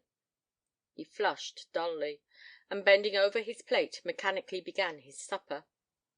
"Well, dang it," he broke out a minute later, "d'ye think I heed the cackling of 50 parishes? Na, not I," and with a short, grim laugh, he brought his fist down heavily on the oak table. "You're daft, Tony," the old woman blurted. "Daft or na daft, I tell ye this, mother, that I be 46 year o' age this back end, and there be some things I will na listen to. Rosa Blencarn's bonny enough for me." "Ay, bonny enough. I've na patience wi' ye. Bonny enough. Tricked oot in her furbelows and gallivanting wi' every roister frae Perth. Bonny enough, that be all ye think on. She's been a proper parson's niece, the giddy, feckless creature, and she'd make ye a proper sort o' wife, Tony Garstin, ye great fond booby." She put back in her chair, and hurriedly clattering the crockery, began to clear away the supper. "'Two's be mine, Lord be prayed," she continued in a loud, hard voice, "and as long as ye spare me, Tony, I'll na see Rosie Blencarn set foot inside it." Anthony scowled without replying, and drew his chair to the hearth.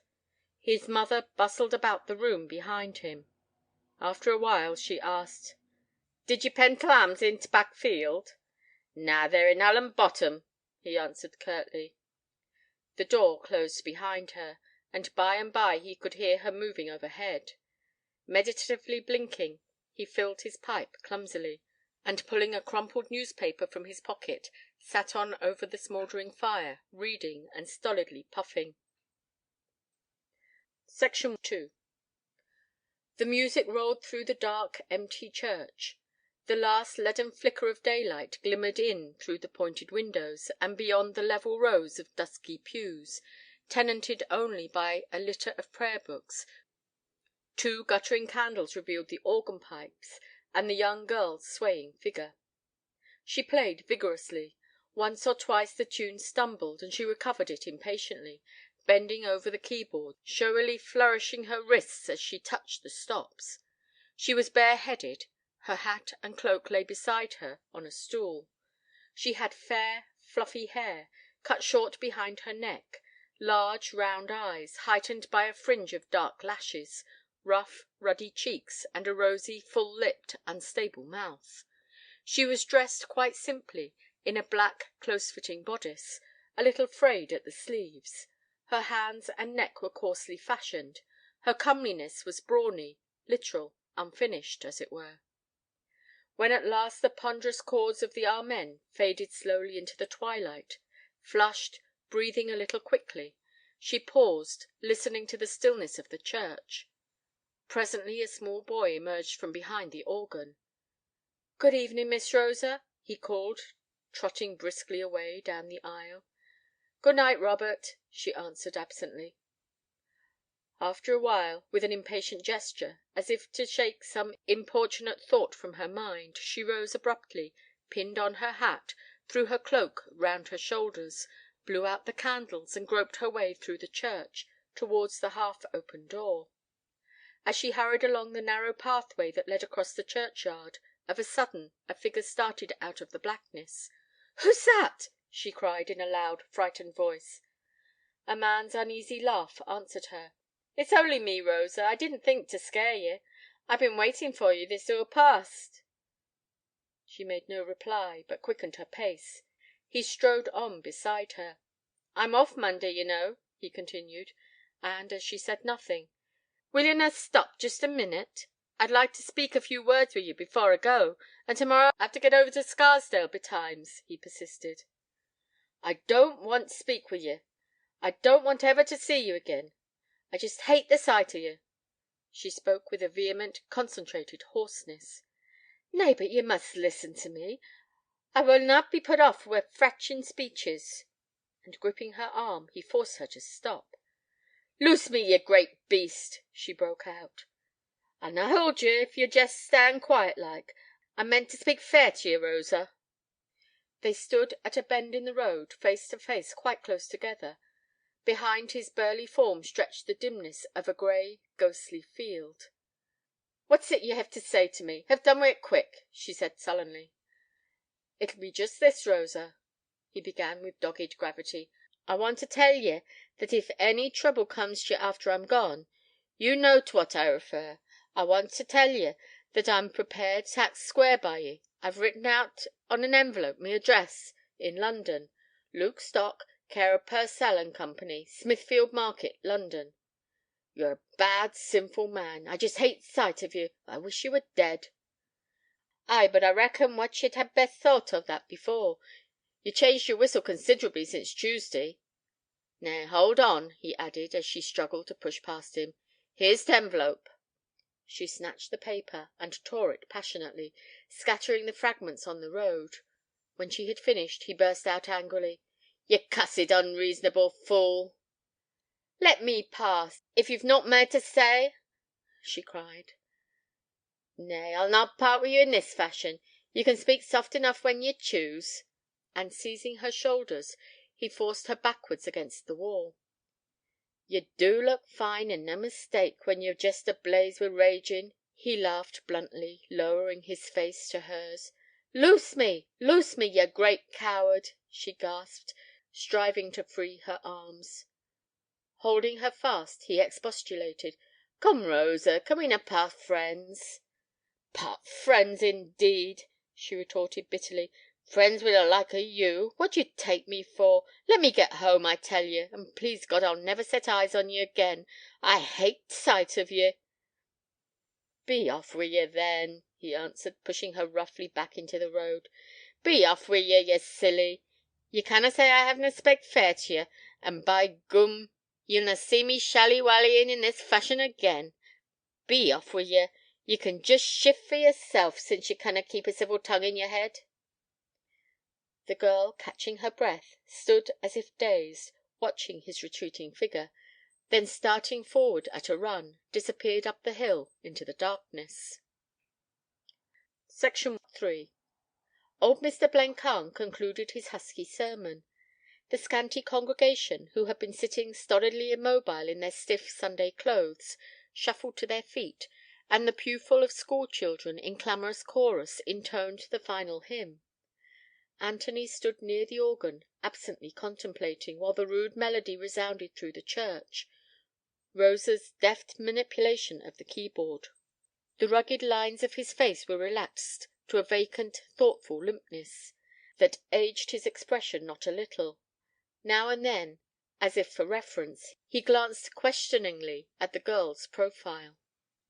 A few minutes later the service was over, and the congregation sauntered out down the aisle. A gawky group of men remained loitering by the church door. One of them called to Anthony, but, nodding curtly, he passed on, and strode away down the road, across the grey upland meadows towards home. As soon as he breasted the hill, however, and was no longer visible from below, he turned abruptly to the left, along a small swampy hollow, till he had reached the lane that led down from the fell side. He clambered over a rugged, moss-grown wall, and stood gazing expectantly down the dark, disused roadway. Then, after a moment's hesitation, perceiving nobody, seated himself beneath the wall, on a projecting slab of stone. Overhead hung a sombre, drifting sky. A gusty wind rollicked down from the fell, huge masses of chilly grey, stripped from the last night's mist. A few dead leaves fluttered over the stones, and from off the fell side there floated the plaintive, quavering rumour of many bleating sheep.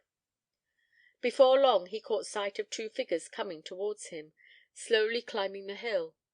He sat awaiting their approach, fidgeting with his sandy beard, and abstractedly grinding the ground beneath his feet. At the brow they halted. Plunging his hands deep into his pockets, he strolled sheepishly towards them. "Ah, good day to you, Anthony," called the old man in a shrill, breathless voice. "'Tis a long hill, and my legs are not what they were. Time was when I'd think nought of a whole day's tramp on t' fells. Ay, I'm gitting feeble, Anthony, that's what 'tis, and if Rosa here wasn't the great strong lass she is, I don't know how her old uncle 'ud manage." And he turned to the girl with a proud, tremulous smile. "Will you take my arm a bit, Mr. Blencarn? Miss Rosa'll be tired, likely," Anthony asked. "Nay, Mr. Garstin, but I can manage nicely," the girl interrupted sharply. Anthony looked up at her as she spoke. She wore a straw hat trimmed with crimson velvet, and a black fur-edged cape that seemed to set off mightily the fine whiteness of her neck. Her large, dark eyes were fixed upon him. He shifted his feet uneasily, and dropped his glance. She linked her uncle's arm in hers, and the three moved slowly forward. Old Mr. Blencarn walked with difficulty, pausing at intervals for breath. Anthony, his eyes bent on the ground, sauntered beside him, clumsily kicking at the cobbles that lay in his path. When they reached the vicarage gate, the old man asked him to come inside.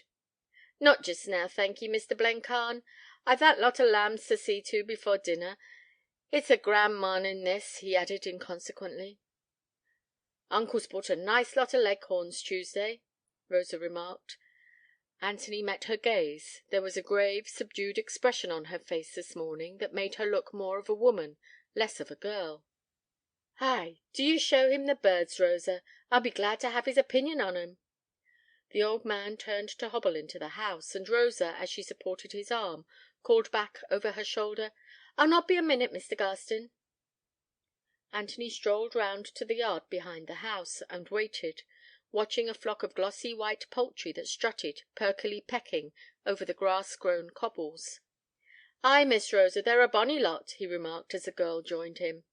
"Are they not?" she rejoined, scattering a handful of corn before her. The birds scuttled across the yard with greedy outstretched necks. The two stood, side by side, gazing at them. "What did he give for 'em?" Anthony asked.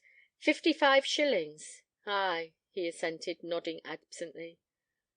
"Was Dr. Sanderson a seeing of your father yesterday?" he asked, after a moment. "He came in forenoon. He said he was just na worse."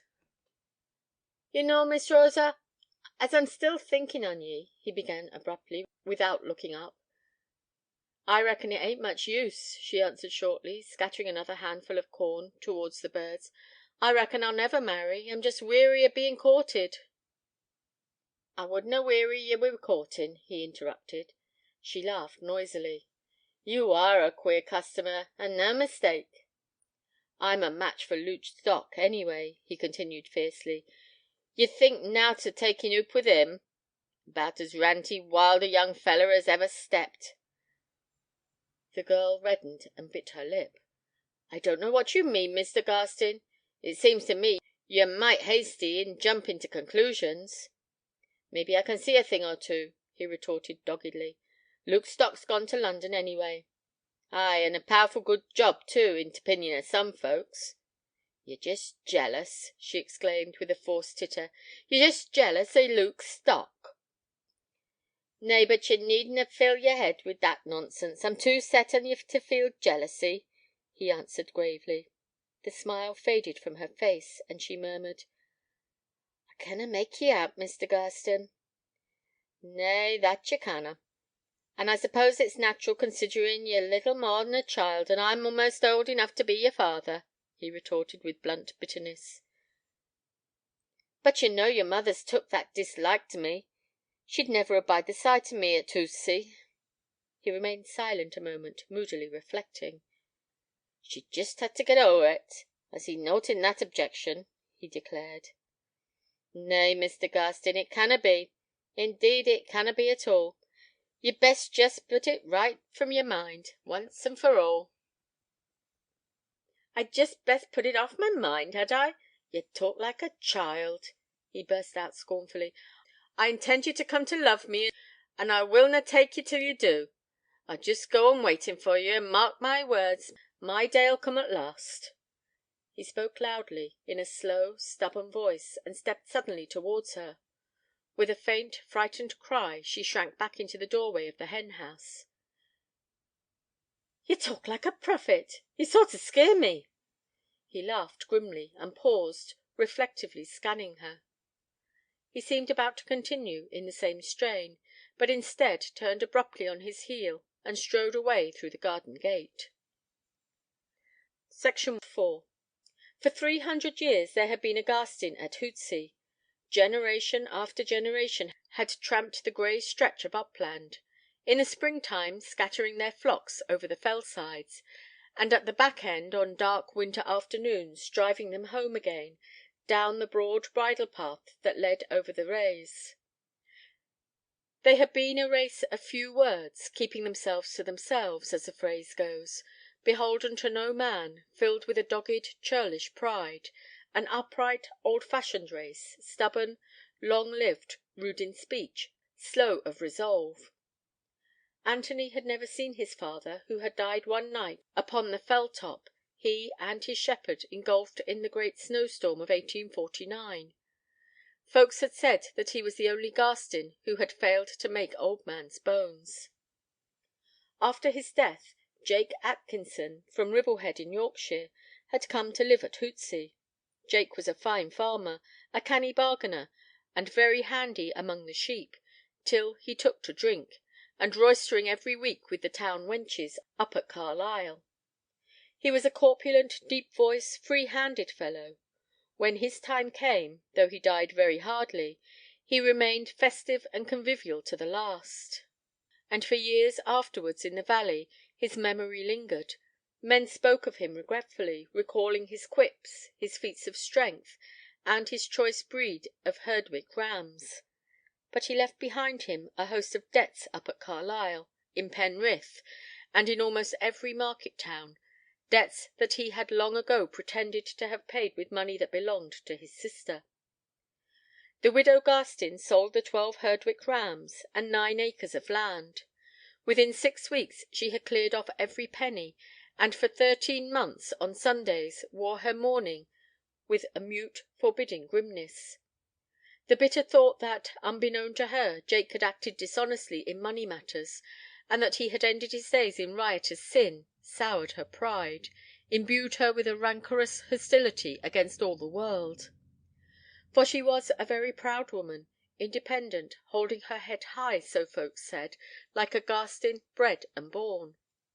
And Anthony, although some reckoned him quiet and of little account, came to take after her as he grew into manhood. She took into her own hands the management of the Hootsey farm, and set the boy to work for her along with the 2 farm servants. It was 25 years now since his uncle Jake's death. There were grey hairs in his sandy beard, but he still worked for his mother, as he had done when a growing lad. And now that times were grown to be bad, of late years the price of stock had been steadily falling, and the hay–harvests had drifted from bad to worse, the widow Garstin no longer kept any labouring men, but lived, she and her son, year in and year out, in a close parsimonious way. That had been Anthony Garstin's life, a dull, eventless sort of business, the sluggish incrustation of monotonous years, and until Rosa Blencarn had come to keep house for her uncle, he had never thought twice on a woman's face. The Garstins had always been good church-goers, and Anthony for years had acted as churchwarden. It was one summer evening up at the vicarage, whilst he was checking the offertory account, that he first set eyes upon her. She was fresh back from school at Leeds. She was dressed in a white dress. She looked, he thought, like a London lady. She stood by the window, tall and straight and queenly, dreamily gazing out into the summer twilight, whilst he and her uncle sat over their business. When he rose to go, she glanced at him with quick curiosity. He hurried away, muttering a sheepish good night. The next time that he saw her was in church on Sunday. He watched her shyly, with a hesitating, reverential discretion. Her beauty seemed to him wonderful, distant, enigmatic. In the afternoon young Mrs. Forsyth, from Longscale, dropped in for a cup of tea with his mother, and the two set off gossiping of Rosa Blencarn, speaking of her freely, in tones of acrimonious contempt. For a long while he sat silent, puffing at his pipe, but at last, when his mother concluded with, "She looks to me fair stuck up, full o' toonish airs and graces," despite himself he burst out, "Ye're jest wastin' yer breath with that cackle. I reckon Miss Blencarn's a different clay to us folks." Young Mrs. Forsyth tittered immoderately, and the next week it was rumoured about the valley that Tony Garstin was gone loony over to parson's niece.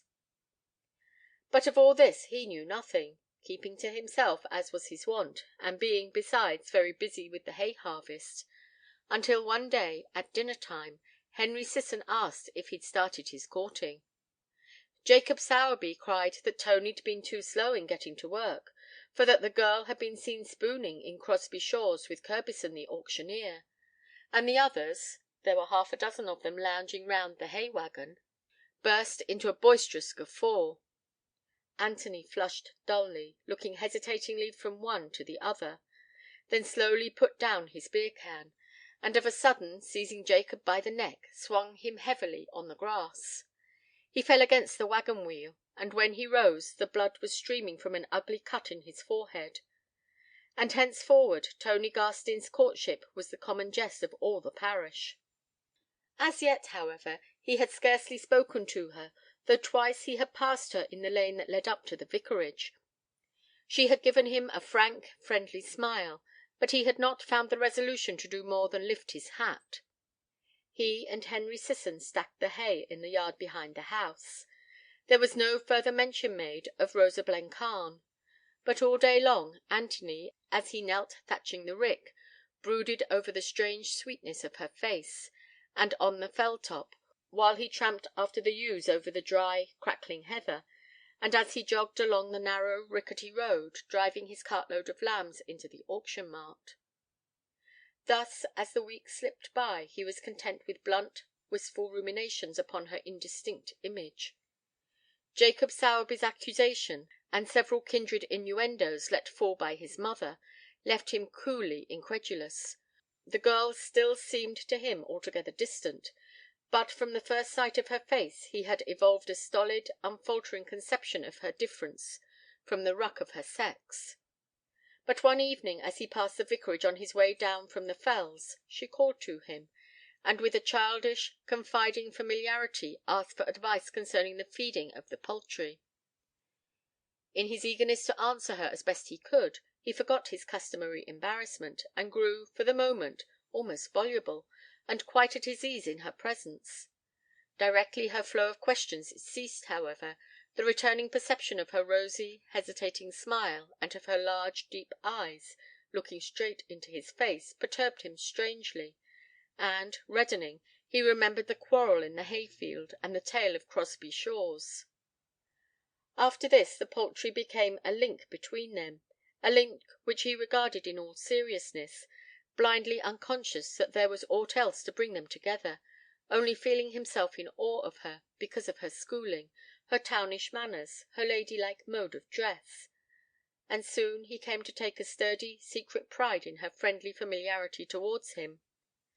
Several times a week he would meet her in the lane, and they would loiter a moment together. She would admire his dogs, though he assured her earnestly that they were but sorry curs, and once, laughing at his staidness, she nicknamed him Mr. Churchwarden.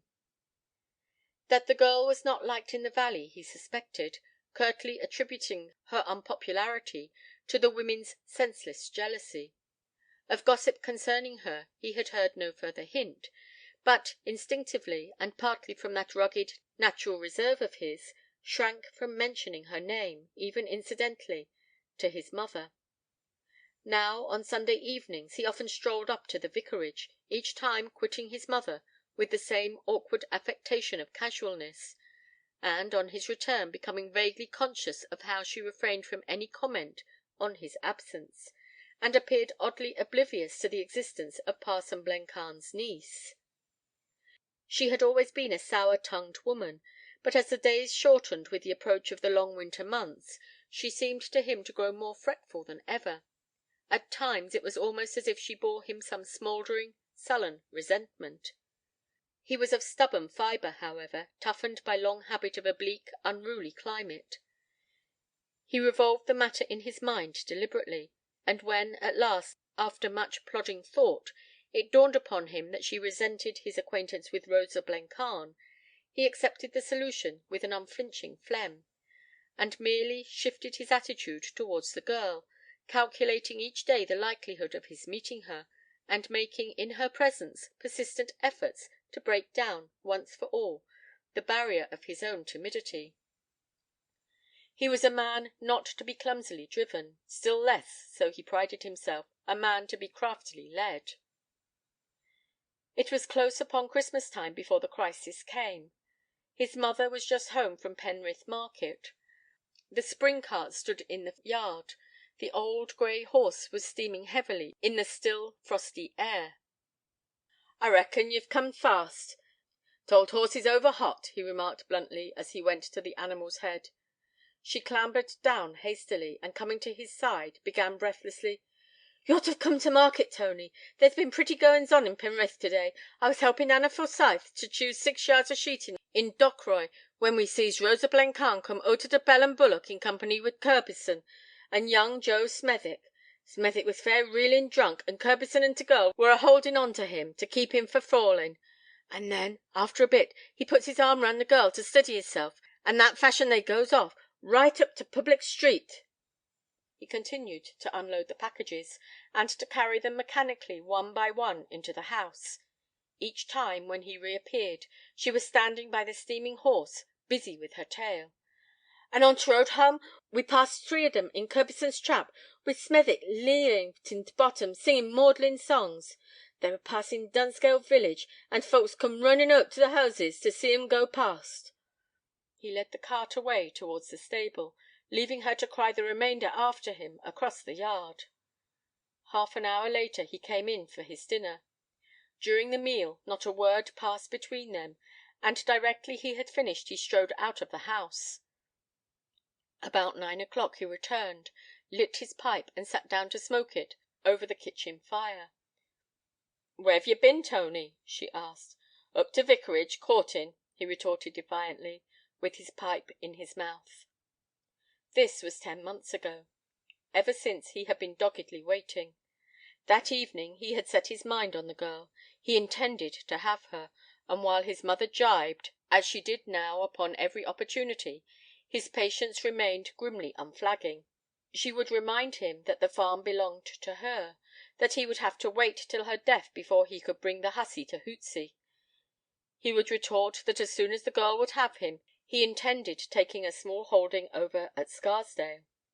Then she would give way, and for a while piteously upbraid him with her old age, and with the memory of all the years she and he had spent together, and he would comfort her with a display of brusque evasive remorse.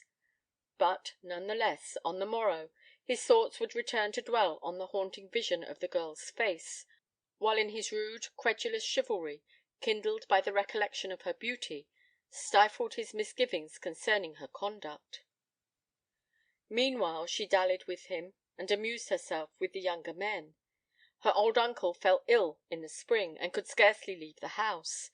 She declared that she found life in the valley intolerably dull, that she hated the quiet of the place, that she longed for Leeds and the exciting bustle of the streets, and in the evenings she wrote long letters to the girl friends she had left behind there, describing with petulant vivacity her tribe of rustic admirers. At the harvest time she went back on a fortnight's visit to friends. The evening before her departure she promised Anthony to give him her answer on her return. But instead she avoided him, pretended to have promised in jest, and took up with Luke Stock, a cattle dealer from Wigton. End of Anthony Garstin's Courtship, by Hubert Crackanthorpe, Part 4. Section 5 of Victorian Short Stories, Tales of Courtship. Anthony Garstin's Courtship, by Hubert Crackanthorpe. Savoy, July 1896. Section 5. It was 3 weeks since he had fetched his flock down from the fell. After dinner he and his mother sat together in the parlour. They had done so every Sunday afternoon, year in and year out, as far back as he could remember. A row of mahogany chairs, with shiny horsehair seats, were ranged round the room. A great collection of agricultural prize tickets were pinned over the wall, and on a heavy, highly polished sideboard stood several silver cups. A heap of gilt-edged shavings filled the unused grate. There were gaudily tinted roses along the mantelpiece, and on a small table by the window, beneath a glass case, a gilt basket filled with imitation flowers. Every object was disposed with a scrupulous precision. The carpet and the red pattern cloth on the centre table were much faded. The room was spotlessly clean, and wore, in the chilly winter sunlight, a rigid, comfortless air. Neither spoke, or appeared conscious of the other's presence. Old Mrs. Garstin, wrapped in a woollen shawl, sat knitting. Anthony dozed fitfully on a stiff-backed chair. Of a sudden, in the distance, a bell started tolling. Anthony rubbed his eyes drowsily, and taking from the table his Sunday hat, strolled out across the dusky fields. Presently, reaching a rude wooden seat, built beside the bridle path, he sat down and relit his pipe. The air was very still. Below him a white filmy mist hung across the valley. The fell sides, vaguely grouped, resembled hulking masses of sombre shadow, and as he looked back, 3 squares of glimmering gold revealed the lighted windows of the square-towered church. He sat smoking, pondering, with placid and reverential contemplation on the mighty Maker of the world, a world majestically and inevitably ordered, a world where, he argued, each object, each fissure in the fells, the winding course of each tumbling stream, possesses its mysterious purport, its inevitable signification. At the end of the field 2 rams were fighting, retreating, then running together, and, leaping from the ground, butting head to head and horn to horn, Anthony watched them absently, pursuing his rude meditations. And the succession of bad seasons, the slow ruination of the farmers throughout the country, were but punishment meted out for the accumulated wickedness of the world. In the olden time God rained plagues upon the land. Nowadays, in his wrath, he spoiled the produce of the earth, which, with his own hands, he had fashioned and bestowed upon men. He rose and continued his walk along the bridle path. A multitude of rabbits scuttled up the hill at his approach, and a great cloud of plovers, rising from the rushes, circled overhead, filling the air with a profusion of their querulous cries. All at once he heard a rattling of stones, and perceived a number of small pieces of shingle bounding in front of him down the grassy slope. A woman's figure was moving among the rocks above him. The next moment, by the trimming of crimson velvet on her hat, he had recognized her. He mounted the slope with springing strides, wondering the while how it was she came to be there, that she was not in church playing the organ at afternoon service. Before she was aware of his approach he was beside her. "I thought you'd be in church," he began.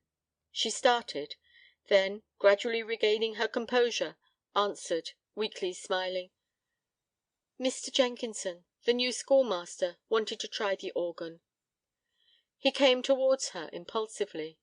She saw the odd flickers in his eyes as she stepped back in dismay. "Nay, but I will na harm you," he said. "Only I reckon what 'tis a special turn of Providence meeting wi' you up here. I reckon what ye'll hev to give me a square answer noo. Ye canna dilly-dally everlastingly." He spoke almost brutally, and she stood white and gasping, staring at him with large frightened eyes. The sheep-walk was but a tiny thread-like track. The slope of the shingle on either side was very steep. Below them lay the valley, distant, lifeless, all blurred by the evening dusk. She looked about her helplessly for a means of escape. "Miss Rosa," he continued, in a husky voice, "can ye na come to think o' me? Think ye, I've been waiting nigh upon 2 year for ye. I've watched ye take up, first with this young feller and then with that, till sometimes my heart's fit to burst. Many a day, up on t' fell–top, t' thought o' ye's nigh's driven me daft, and I've left my shepherding just to set on cairn in t' mist, picturing and brooding on your face. Many an evening I started up to vicarage with t' resolution to speak right oot to ye. But when it come to point, a sort of timidity seemed to hold me back, I was that feared to displease you. I know I'm no scholar, and maybe ye think I'm rough–mannered. I know I've spoken sharply to ye once or twice lately, but it's just because I'm that mad wi' love for ye. I just canna help myself sometimes." He waited, peering into her face. She could see the beads of sweat above his bristling eyebrows. The damp had settled on his sandy beard. His horny fingers were twitching at the buttons of his black Sunday coat. She struggled to summon a smile, but her underlip quivered, and her large dyke eyes filled slowly with tears. And he went on: "Ye come to mean just everything to me. If you'll na have me, I care for naught else. I canna speak to ye in phrases. I'm just a plain unscholarly man. I canna wheedle ye wi' cunning and t' fashion o' toon folks. But I can love you wi' all my might, and watch over ye, and work for ye better than any one of 'em." She was crying to herself silently while he spoke. He noticed nothing, however. The twilight hid her face from him. "There's naught against me," he persisted. "I'm as good a man as any one on 'em. Ay, as good a man as any one on 'em," he repeated defiantly, raising his voice. "It's impossible, Mr. Garstin, it's impossible. Ye've been very kind to me," she added in a choking voice. "Why, dang it, I didna mean to make ye cry, lass," he exclaimed, with a softening of his tone. "There's naught for ye to cry over." She sank on to the stones, passionately sobbing in hysterical and defenceless despair. Anthony stood a moment, gazing at her in clumsy perplexity. Then, coming close to her, put his hand on her shoulder, and said gently, "Come, lass, what's trouble? You can trust me." She shook her head faintly. "Ay, but ye can, though," he asserted firmly. "Come, what is't?" Heedless of him, she continued to rock herself to and fro, crooning in her distress. "Oh, I wish I were dead. I wish I could die." "Wish ye could die?" he repeated. "Why, whatever can be that's troubling ye like this? There, there, lassie, give over. It'll all come right, whatever it be." "No, no," she wailed. "I wish I could die. I wish I could die." Lights were twinkling in the village below, and across the valley darkness was draping the hills. The girl lifted her face from her hands, and looked up at him with a scared, bewildered expression. "I must go home. I must be getting home," she muttered. "Nay, but there's something mighty amiss wi' you." "No, it's nothing. I don't know. I'm not well. I mean it's nothing. It'll pass over. You mustn't think anything of it." "Nay, but I canna stand by and see ye in such trouble." "It's nothing, Mr. Garstin. Indeed, it's nothing," she repeated. "Ay, but I canna credit that," he objected stubbornly. She sent him a shifting, hunted glance. "Let me get home. You must let me get home." She made a tremulous, pitiful attempt at firmness. Eyeing her keenly, he barred her path. She flushed scarlet, and looked hastily away across the valley. "If ye tell me your distress, maybe I can help ye." "No, it's nothing, it's nothing." "If ye tell me your distress, maybe I can help ye." he repeated with a solemn, deliberate sternness. She shivered and looked away again, vaguely, across the valley. "You can do nothing. There's naught to be done," she murmured drearily. "There's a man in this business," he declared. "Let me go! Let me go!" she pleaded desperately. "Who is it that's been putting ye into this distress?" His voice sounded loud and harsh. "No one, no one. I canna tell you, Mr. Garstin. It's no one," she protested weakly. The white, twisted look on his face frightened her. "My God!" he burst out, gripping her wrist. "And a proper soft fool ye made o' me. Who is it, I tell ye? Who's t' man?" "You're hurting me. I canna tell you." "And ye're fond o' him?" "Oh, no. He's a wicked, sinful man. I pray God I may never set eyes on him again. I told him so." "But if he's a got you into trouble, he'll hev to marry ye," he persisted with a brutal bitterness. "I will not. I hate him," she cried fiercely. "But is he willin' to marry ye?" "I don't know. I don't care. He said so before he went away, but I'll kill myself sooner than live with him."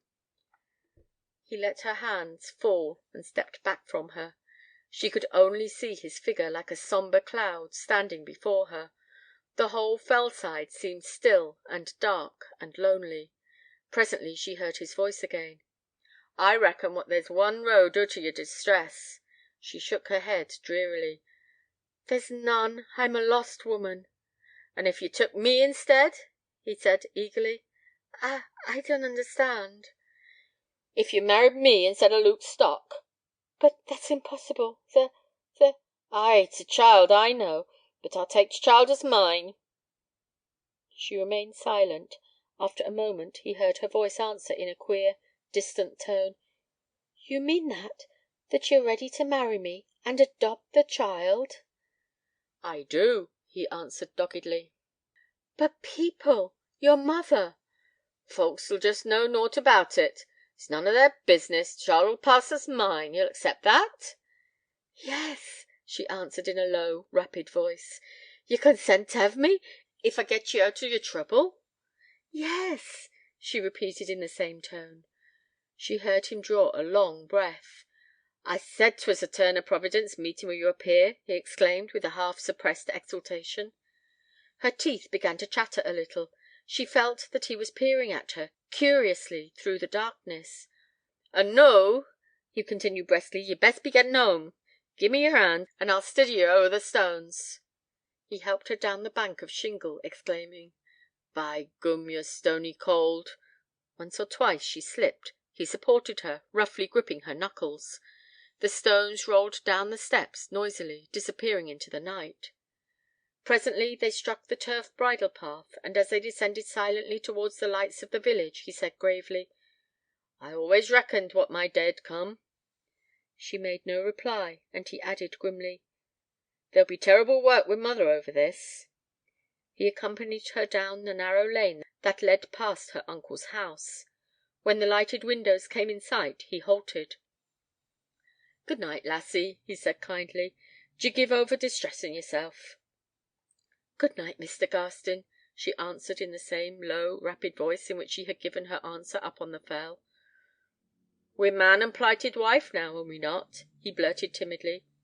She held her face to his, and he kissed her on the cheek, clumsily. Section 6.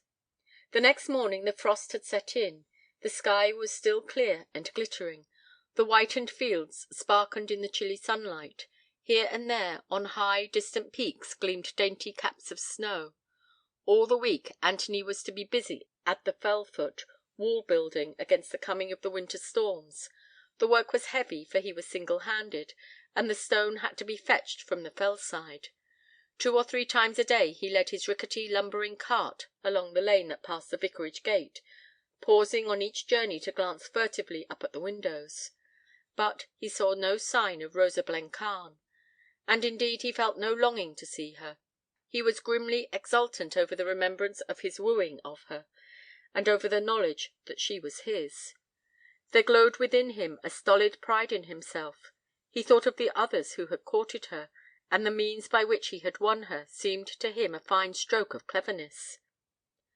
And so he refrained from any mention of the matter, relishing, as he worked all alone the days through, the consciousness of his secret triumph, and anticipating, with inward chucklings, the discomforted cackle of his mother's female friends.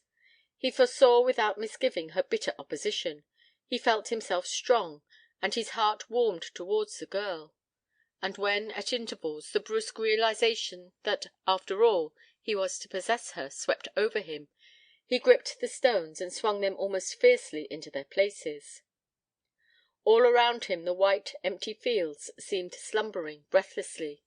The stillness stiffened the leafless trees. The frosty air flicked his blood. Singing vigorously to himself, he worked with a stubborn, unflagging resolution, methodically postponing, till the length of the wall should be completed, the announcement of his betrothal. After his reticent, solitary fashion, he was very happy, reviewing his future prospects with a plain and steady assurance, and, as the week end approached, coming to ignore the irregularity of the whole business, almost to assume, in the exultation of his pride, that he had won her honestly, and to discard stolidly all thought of Luke's stock, of his relations with her, of the coming child that was to pass for his own. And there were moments, too, when, as he sauntered homewards through the dusk at the end of his day's work, his heart grew full to overflowing of a rugged, superstitious gratitude towards God in heaven who had granted his desires. About 3 o'clock on the Saturday afternoon he finished the length of wall. He went home, washed, shaved, put on his Sunday coat, and, avoiding the kitchen where his mother sat knitting by the fireside, strode up to the vicarage. It was Rosa who opened the door to him. On recognizing him she started, and he followed her into the dining-room. He seated himself and began brusquely, "I've come, Miss Rosa, to speak to Mr. Blencarn," then added, eyeing her closely, "You're looking sick, lass." Her faint smile accentuated the worn, white look on her face. "I reckon you've been fretting yourself," he continued gently, "leein' awake o' nights, haven't you noo?" She smiled vaguely. "Well, but you seen I've come to settle the whole business for you. You thought mebbe I wasna a man o' my word." "No, no, not that," she protested. "But what then?" "You must not do it, Mr. Garstin. I must just bear my own trouble the best I can," she broke out. "D'ye fancy I'm taking you out of charity? You little reckon the sort of stuff my love for ye's made of. Nay, Miss Rosa, but ye canna draw back noo." "But you cannot do it, Mr. Garstin. I know your mother will na have me at Hootsey. I couldna live there with your mother. I'd sooner bear my trouble alone as best I can. She's that stern, is Mrs. Garstin. I couldn't look her in the face. I can go away somewhere. I could keep it all from uncle." Her colour came and went. She stood before him, looking away from him, dully, out of the window. "I intend ye to come to Hootsey. I'm the lad. I reckon I can choose my own wife. Mother'll have ye at farm, right enough. You needna distress yourself on that point." "Nay, Mr. Garstin, but indeed she will not, never. I know she will not. She always set herself against me, right from the first." "Ay, but that was different. T' case is all changed noo," he objected doggedly. "She'll support the sight o' me all the less," the girl faltered. "Mother'll have ye at Hootsey, receive ye willin' o' her own free wish, d'ye hear? I'll answer for that." He struck the table with his fist heavily. His tone of determination awed her. She glanced at him hurriedly, struggling with her irresolution. "I know how to manage mother. And now," he concluded, changing his tone, "is your uncle about t' place?" "He's up the paddock, I think," she answered. "Well, I'll just step up and have a word with him." "You willna tell him?" "Tut, tut, na harrowin' tales. Ye needna fear, lass. I reckon if I can tackle mother I can accommodate myself to Parson Blencarn." He rose, and coming close to her, scanned her face. "Ye must get t' roses back in your cheeks," he exclaimed with a short laugh. "I canna be taking a ghost to church." She smiled tremulously, and he continued, laying one hand affectionately on her shoulder. "Nay, but I was just jesting. Roses or na roses, ye be t' bonniest bride in all Cumberland. I'll meet you in Hullam Lane after church time to morrow," he added, moving towards the door. After he had gone, she hurried to the back door, furtively. His retreating figure was already mounting the grey upland field. Presently, beyond him, she perceived her uncle, emerging through the paddock gate. She ran across the poultry yard, and mounting a tub, stood watching the two figures as they moved towards one another along the brow, Anthony vigorously trudging with his hands thrust deep in his pockets, her uncle, his wide-awake, tilted-over nose, hobbling and leaning stiffly on his pair of sticks. They met. She saw Anthony take her uncle's arm. The two, turning together, strolled away towards the fell. She went back into the house. Anthony's dog came towards her, slinking along the passage. She caught the animal's head in her hands, and bent over it caressingly, in an impulsive outburst of almost hysterical affection. Section 7. The two men returned towards the vicarage. At the paddock gate they halted, and the old man concluded: "I could not have wished a better man for her, Anthony. Maybe the Lord'll not be minded to spare me much longer. After I'm gone, Rose'll have all I possess. She was my poor brother Isaac's only child. After her mother was taken, he, poor fellow, went altogether to the bad, and until she came here she mostly lived among strangers. It's been a wretched sort of childhood for her, a wretched sort of childhood. You'll take care of her, Anthony, will you not? Nay, but I could not have wished a better man for her, and there's my hand on it." "Thank ye, Mr. Blencarn, thank ye," Anthony answered huskily, gripping the old man's hand. And he started off down the lane homewards. His heart was full of a strange, rugged exultation. He felt with a swelling pride that God had entrusted to him this great charge, to tend her, to make up to her, tenfold, for all that loving care which in her childhood she had never known.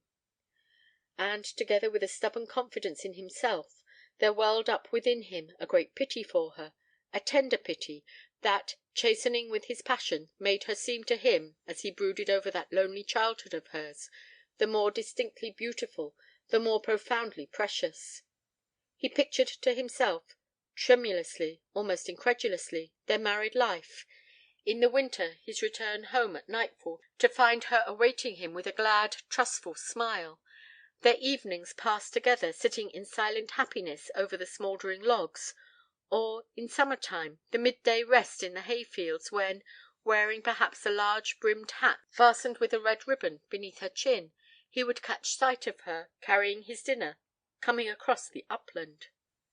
She had not been brought up to be a farmer's wife. She was but a child still, as the old parson had said. She should not have to work as other men's wives work. She should dress like a lady, and on Sundays in church wear fine bonnets, and remain, as she always had been, the belle of the parish. And meanwhile he would farm as he had never farmed before, watching his opportunities, driving cunning bargains, spending nothing on himself, hoarding every penny that she might have what she wanted. And as he strode through the village, he seemed to foresee a general brightening of prospects, a sobering of the fever of speculation in sheep, a cessation of the insensate glutting, year after year, of the great winter marts throughout the north, a slackening of the foreign competition, followed by a steady revival of the price of fatted stocks, a period of prosperity in store for the farmer at last, and the future years appeared to open out before him, spread like a distant glittering plain, across which he and she, hand in hand, were called to travel together. And then, suddenly, as his iron-bound boots clattered over the cobbled yard, he remembered, with brutal determination, his mother, and the stormy struggle that awaited him. He waited till supper was over, till his mother had moved from the table to her place by the chimney-corner. For several minutes he remained debating with himself the best method of breaking the news to her. Of a sudden he glanced up at her. Her knitting had slipped on to her lap. She was sitting, bunched of a heap in her chair, nodding with sleep. By the flickering light of the wood fire she looked worn and broken. He felt a twinge of clumsy compunction, and then he remembered the piteous, hunted look in the girl's eyes, and the old man's words when they had parted at the paddock gate, and he blurted out: "I doot but what I'll hev to marry Rosa Blencarn after all." She started, and blinking her eyes, said: "I was just taking a wink o' sleep. What was it you was saying, Tony?" He hesitated a moment, puckering his forehead into coarse rugged lines, and fidgeting noisily with his teacup. Presently he repeated, "I do but I'll have to marry Rosa Blencarn after all." She rose stiffly, and stepping down from the hearth, came towards him. "Maybe I didna hear ye aright, Tony." She spoke hurriedly, and though she was quite close to him, steadying herself with one hand clutching the back of his chair, her voice sounded weak, distant almost. "Look up at me. Look up at my face," she commanded fiercely. He obeyed sullenly. "No wid it. What's your meaning, Tony?" "I mean what I say," he retorted doggedly, averting his gaze. "What d'ye mean by saying that you've got to marry her?" "I tell ye I mean what I say," he repeated dully. "Ye mean ye've been and put t' girl in trouble?" He said nothing, but sat staring stupidly at the floor. "Look up at me and answer," she commanded, gripping his shoulder and shaking him. He raised his face slowly, and met her glance. "Ay, that's aboot it," he answered. "This'll na be truth. It'll just be a piece o' wanton trickery," she cried. "Nay, but it's the truth," he answered deliberately. "You will na swear to it?" she persisted. "I see na necessity for swearing." "Then ye canna swear to it," she burst out triumphantly. He paused an instant, and then said quietly, "Ay, but I'll swear to it easy enough. Fetch the book." She lifted the heavy, tattered Bible from the chimney–piece, and placed it before him on the table. He laid his lumpish fist on it. "Say," she continued, with a tense tremulousness, "say, I swear to your mother that 'tis the truth, told truth, and nowt but the truth, s'help me God." "I swear to your mother 'tis the truth, told truth, and nothing but the truth, s'help me God," he repeated after her. "Kiss the book," she ordered. He lifted the Bible to his lips. As he replaced it on the table, he burst into a short laugh. "Be ye satisfied noo?" She went back to the chimney without a word. The logs on the hearth hissed and crackled. Outside, amidst the blackness, the wind was rising, hooting through the firs, and past the windows. After a long while he roused himself, and drawing his pipe from his pocket almost steadily, proceeded leisurely to pare in the palm of his hand a lump of black tobacco. "We'll be asked in church Sunday," he remarked bluntly. She made no answer. He looked across at her. Her mouth was drawn tight at the corners. Her face wore a queer, rigid aspect. She looked, he thought, like a figure of stone. "You're not feeling poorly, are you, mother?" he asked. She shook her head grimly. Then, hobbling out into the room, began to speak in a shrill, tuneless voice. "You talked at one time o' taking a farm over at Scarsdale's way, but you best stop here. I'll no hinder you. You can have t' large bedroom in t' front, and I'll move over to what used to be my brother Jake's room. You know I've never had an opinion of t' girl, but I'll do what's right by her, if I break my sperrit on the doing of it. I'll make t' girl welcome here. I'll stand by her proper like. Maybe I'll finish by finding some good in her. But from this day forward, Tony, you're no son o' mine. You dishonoured yourself. You laid a trap for me, and laid a trap, that's t' word.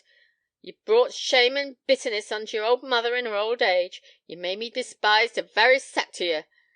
You can stop on here, but you shall never touch a penny o' my money. Every shilling of it shall go to your child, or to your child's children.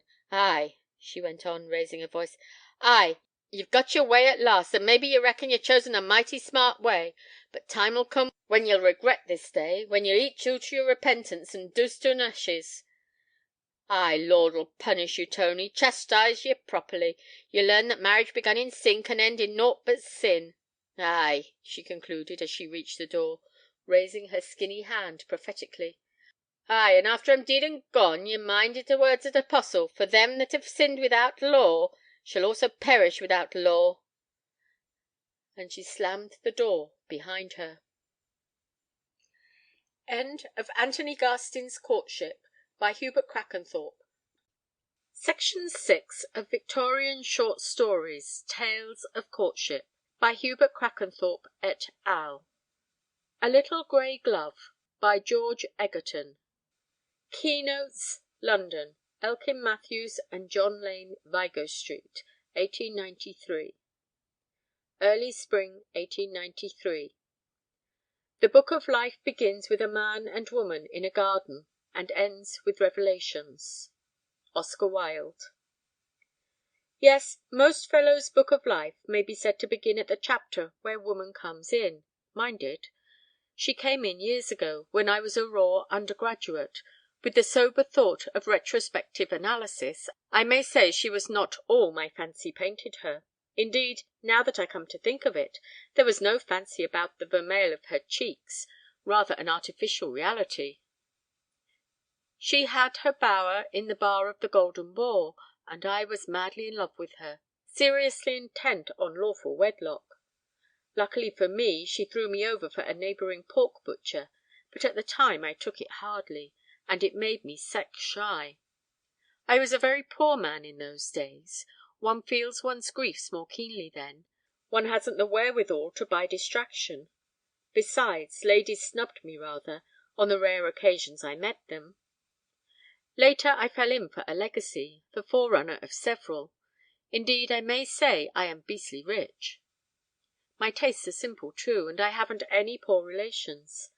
I believe they are of great assistance in getting rid of superfluous capital. Wish I had some. It was after the legacy that women discovered my attractions. They found that there was something superb in my plainness. Before, they said ugliness. Something after the style of the late Victor Emmanuel. Something infinitely more striking than mere ordinary beauty. At least, so Harding told me his sister said, and she had the reputation of being a clever girl. Being an only child, I never had the opportunity other fellows had of studying the undressed side of women through familiar intercourse, say with sisters. Their most ordinary belongings were sacred to me. I used to be told, ridiculous high-flown notions about them. By the way, I modified those considerably on closer acquaintance. I ought to study them, nothing like a woman for developing a fellow. So I laid in a stock of books in different languages, mostly novels, in which women played title roles, in order to get up some definite data before venturing amongst them.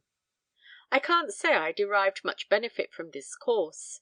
There seemed to be as great a diversity of opinion about the female species as, let us say, about the Seminidae. My friend Parson B. Smith, who is one of the oldest fly-fishers in the three kingdoms, said to me once, "Take my word for it, there are only 4 true salmon, the salar, the truta, the fario, the ferox. All the rest are just varieties, subgenuses of the above. Stick to that." Some writing fellow divided all the women into good 'uns and bad 'uns. But as a conscientious stickler for truth, I must say that both in trout as in women I have found myself faced with the most puzzling varieties, that were a tantalizing blending of several qualities. I then resolved to study them on my own account. I pursued the eternal feminine in a spirit of purely scientific investigation. I knew you'd laugh sceptically at that, but it's a fact. I was impartial in my selection of subjects for observation, French, German, Spanish, as well as the home product. Nothing in petticoats escaped me. I devoted myself to the freshest ingénue, as well as the experienced widow of 3 departed. And I may as well confess that the more I saw of her, the less I understood her. But I think they understood me. They refused to take me au sérieux. When they weren't fleecing me, they were interested in the state of my soul. I preferred the former. But all humbugged me equally. So I gave them up. I took to rod and gun instead, pro salute animae. It's decidedly safer. I have scoured every country in the globe. Indeed, I can say that I have shot and fished in woods and waters where no other white man, perhaps, ever dropped a beast or played a fish before. There is no life like the life of a free wanderer, and no law like the law one gleans in the great book of nature. But one must have freed one's spirit from the taint of the town before one can even read the alphabet of its mystic meaning. What has this to do with the glove? True, not much, and yet it has a connection. It accounts for me. Well, for 12 years I have followed the impulses of the wandering spirit that dwells in me. I have seen the sun rise in Finland and gild the devil's knuckles as he sank behind the Drakensberg. I have caught the barber and the gamer yellowfish in the Vaal River, taken muskellunge and black bass in Canada, thrown a fly over guapote and cavallo in Central American lakes, and choked the monster eels of the Mauritius with a cunningly faked-up duckling. But I have been shy as a chub at the shadow of a woman. Well, it happened last year I came back on business. Another confounded legacy. End of June, too, just as I was off to Finland. But Messrs. Thimble and Rig, the highly respectable firm who look after my affairs, represented that I owed it to others, whom I kept out of their share of the legacy, to stay near town till affairs were wound up. They told me, with a view to reconcile me perhaps, of a trout stream with a decent inn near it, an unknown stream in Kent. It seems a junior member of the firm is an angler. At least, he sometimes catches pike or perch in the Medway some way from the stream where the trout rise in audacious security from artificial lures. I stipulated for a clerk to come down with any papers to be signed, and started at once for Victoria. I declined to tell the name of my find, firstly because the trout are the gamiest little fish that ever rose to fly and run to a good £2. Secondly, I have paid for all the rooms in the inn for the next year, and I want it to myself. The glove is lying on the table next me as I write. If it isn't in my breast pocket or under my pillow, it is in some place where I can see it. It has a delicate grey body, suede I think they call it, with a whipping of silver round the top, and a darker grey silk tag to fasten it. It is marked 5 3/4 inside, and has a delicious scent about it to keep off moths, I suppose. Naphthaline is better. It reminds me of a silver sedge tied on a 10 hook. I startled the good landlady of the little inn (there is no village, fortunately) when I arrived with the only porter of the tiny station laden with traps.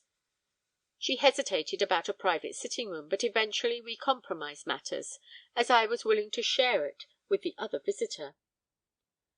I got into knickerbockers at once, collared a boy to get me worms and minnow for the morrow, and as I felt too lazy to unpack tackle, just sat in the shiny arm-chair, made comfortable by the successive sitting of former occupants, at the open window, and looked out.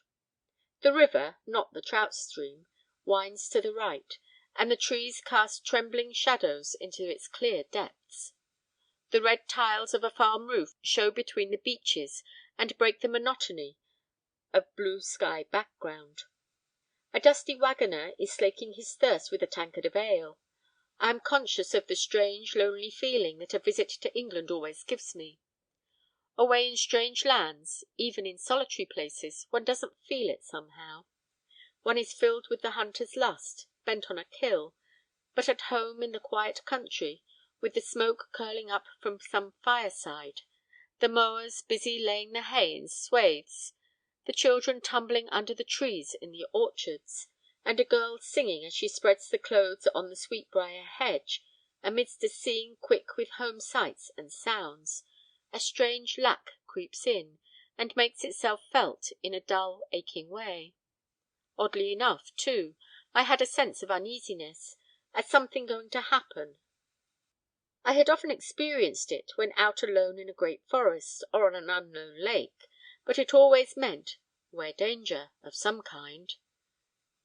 But why should I feel it here? Yet I did, and I couldn't shake it off. I took to examining the room. It was a commonplace one of the usual type. But there was a work-basket on the table, a dainty thing, lined with blue satin. There was a bit of lace stretched over the shiny blue linen, with the needle sticking in it. Such fairy work, like cobwebs seen from below, spun from a branch against a background of sky. A gold thimble, too, with initials. Not the landlady's, I know. But what pretty things, too, in the basket.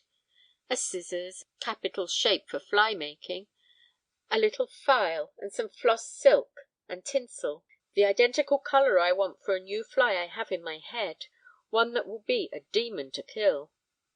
The Northern Devil I mean to call him. Some one looks in behind me, and a light step passes upstairs. I drop the basket, I don't know why. There are some reviews near it. I take up one, and am soon buried in an article on Tasmanian fauna.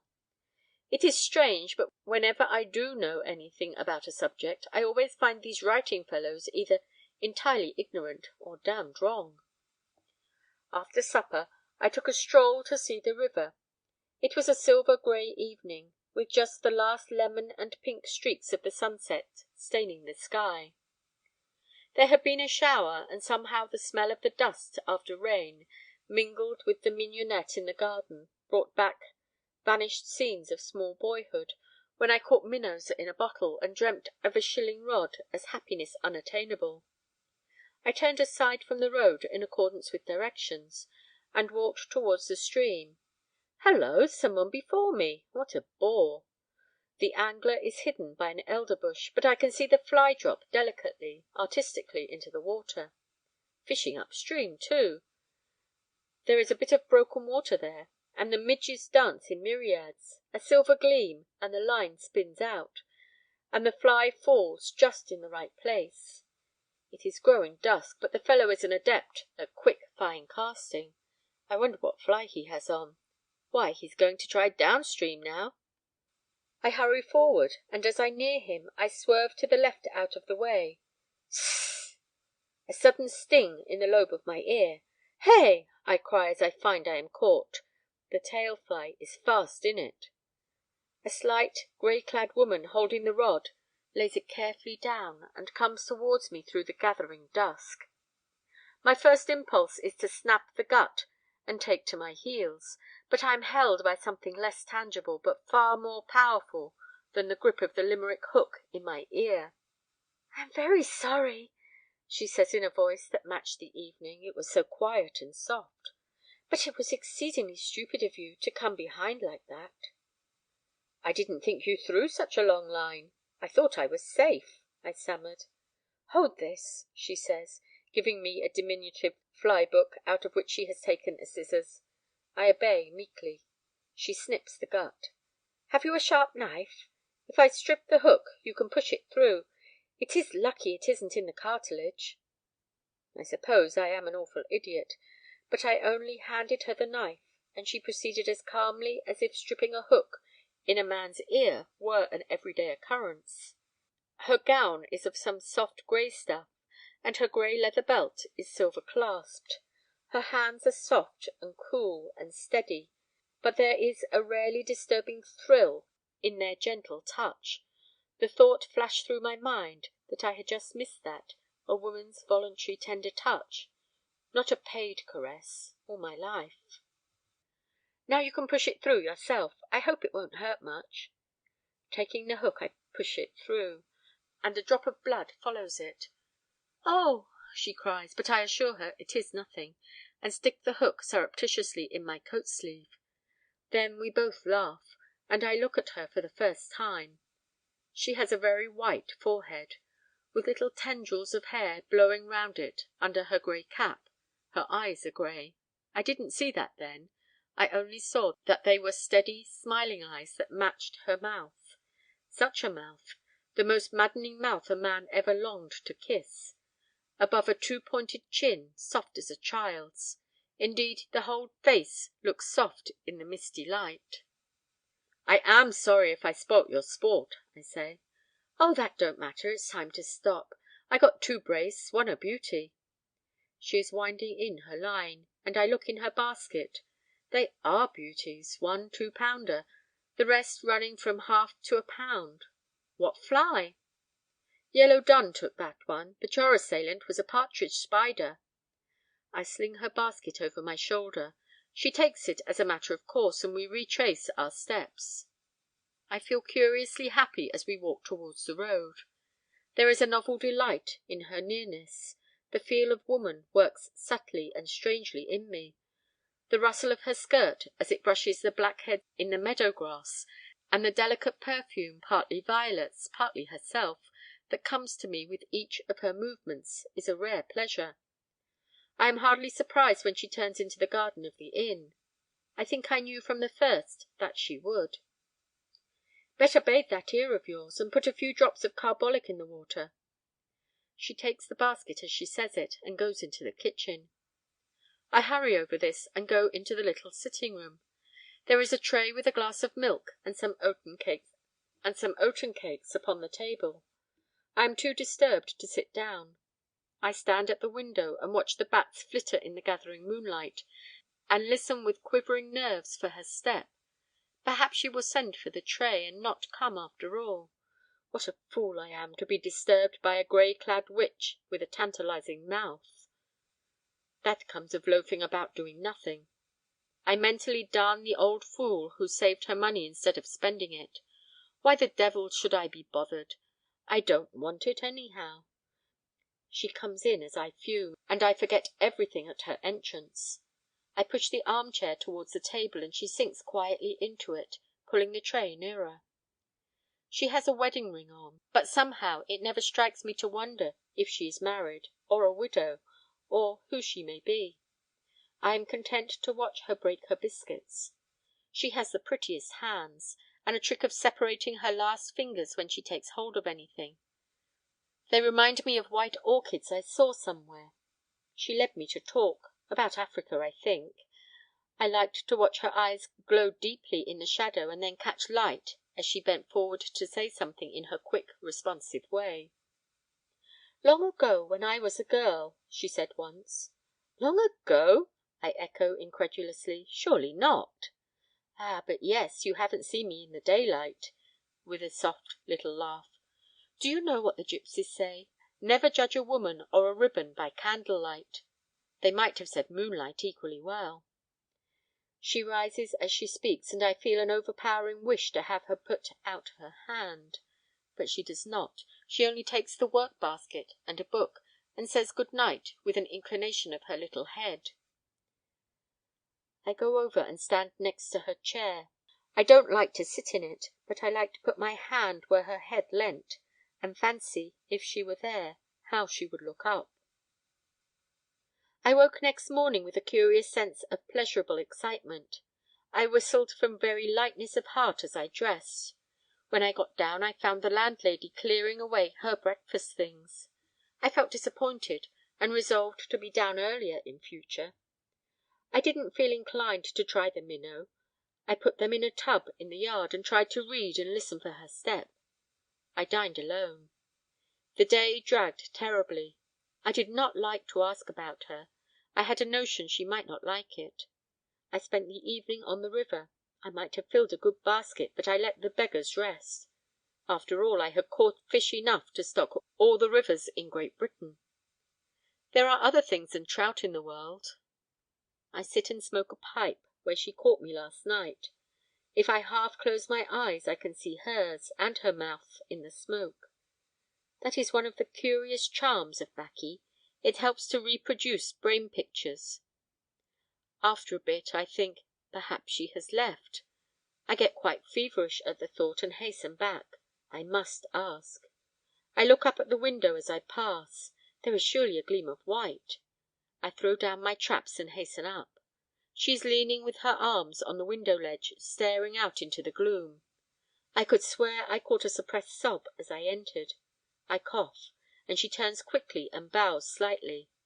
A bonnet and glove and lace affair, and a lot of papers are lying on the table. I am awfully afraid she is going. I say, "Please don't let me drive you away. It is so early yet. I half expected to see you on the river." "Nothing so pleasant. I have been up in town." The tears have certainly got into her voice. "All day. It was so hot and dusty. I am tired out." The little servant brings in the lamp and a tray with a bottle of lemonade. "Mistress hasn't any lemons, Will this do?" "Yes," she says wearily. She is shading her eyes with her hand. "Anything. I am fearfully thirsty." "Let me concoct you a drink instead. I have lemons and ice and things. My man sent me down supplies to day. I leave him in town. I'm rather a dab at drinks. I learned it from the Yankees. About the only thing I did learn from them I care to remember. Susan!" The little maid helps me to get the materials, and she watches me quietly. When I give it to her she takes it with a smile. She has been crying. That is an ample thank you. She looks quite old. Something more than tiredness called up those lines in her face. Well, 10 days passed. Sometimes we met at breakfast, sometimes at supper, sometimes we fished together, or sat in the straggling orchard and talked. She neither avoided me nor sought me. She is the most charming mixture of child and woman I ever met. She is a dual creature. Now I never met that in a man. When she is here without getting a letter in the morning or going to town, she seems like a girl. She runs about in her grey gown and little cap and laughs, and seems to throw off all thought like an irresponsible child. She is eager to fish, or pick gooseberries and eat them daintily, or sit under the trees and talk. But when she goes to town, I notice she always goes when she gets a lawyer's letter. There is no mistaking the envelope. She comes home tired and haggard-looking, an old woman of 35. I wonder why. It takes her, even with her elasticity of temperament, nearly a day to get young again. I hate her to go to town. It is extraordinary how I miss her. I can't recall, when she is absent, her saying anything very wonderful, but she converses all the time. She has a gracious way of filling the place with herself. There is an entertaining quality in her very presence. We had one rainy afternoon. She tied me some flies. I shan't use any of them. I watched the lights in her hair as she moved. It is quite golden in some places, and she has a tiny mole near her left ear, and another on her left wrist. On the 11th day she got a letter, but she didn't go to town. She stayed up in her room all day. 20 times I felt inclined to send her a line, but I had no excuse.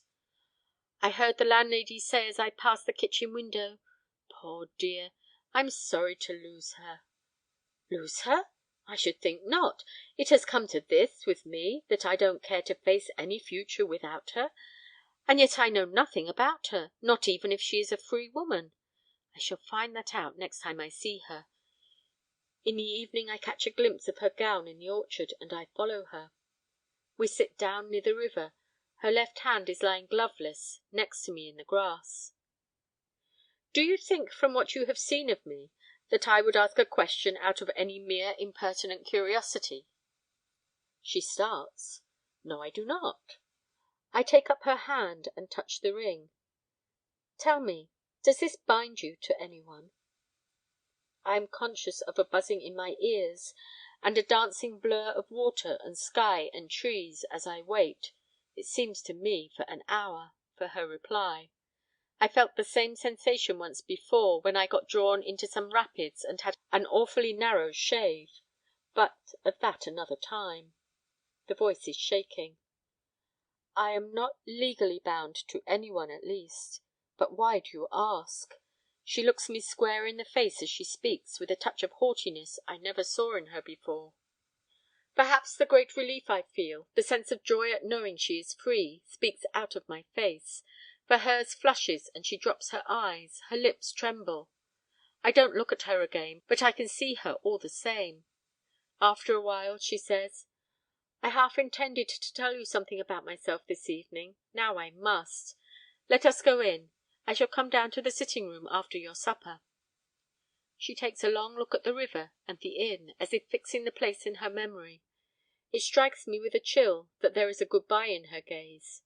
Her eyes rest on me a moment as they come back. There is a sad look in their grey clearness. She swings her little grey gloves in her hand as we walk back. I can hear her walking up and down overhead. How tired she will be, and how slowly the time goes. I am standing at one side of the window when she enters. She stands at the other, leaning her head against the shutter with her hands clasped before her. I can hear my own heart beating, and, I fancy, hers through the stillness. The suspense is fearful.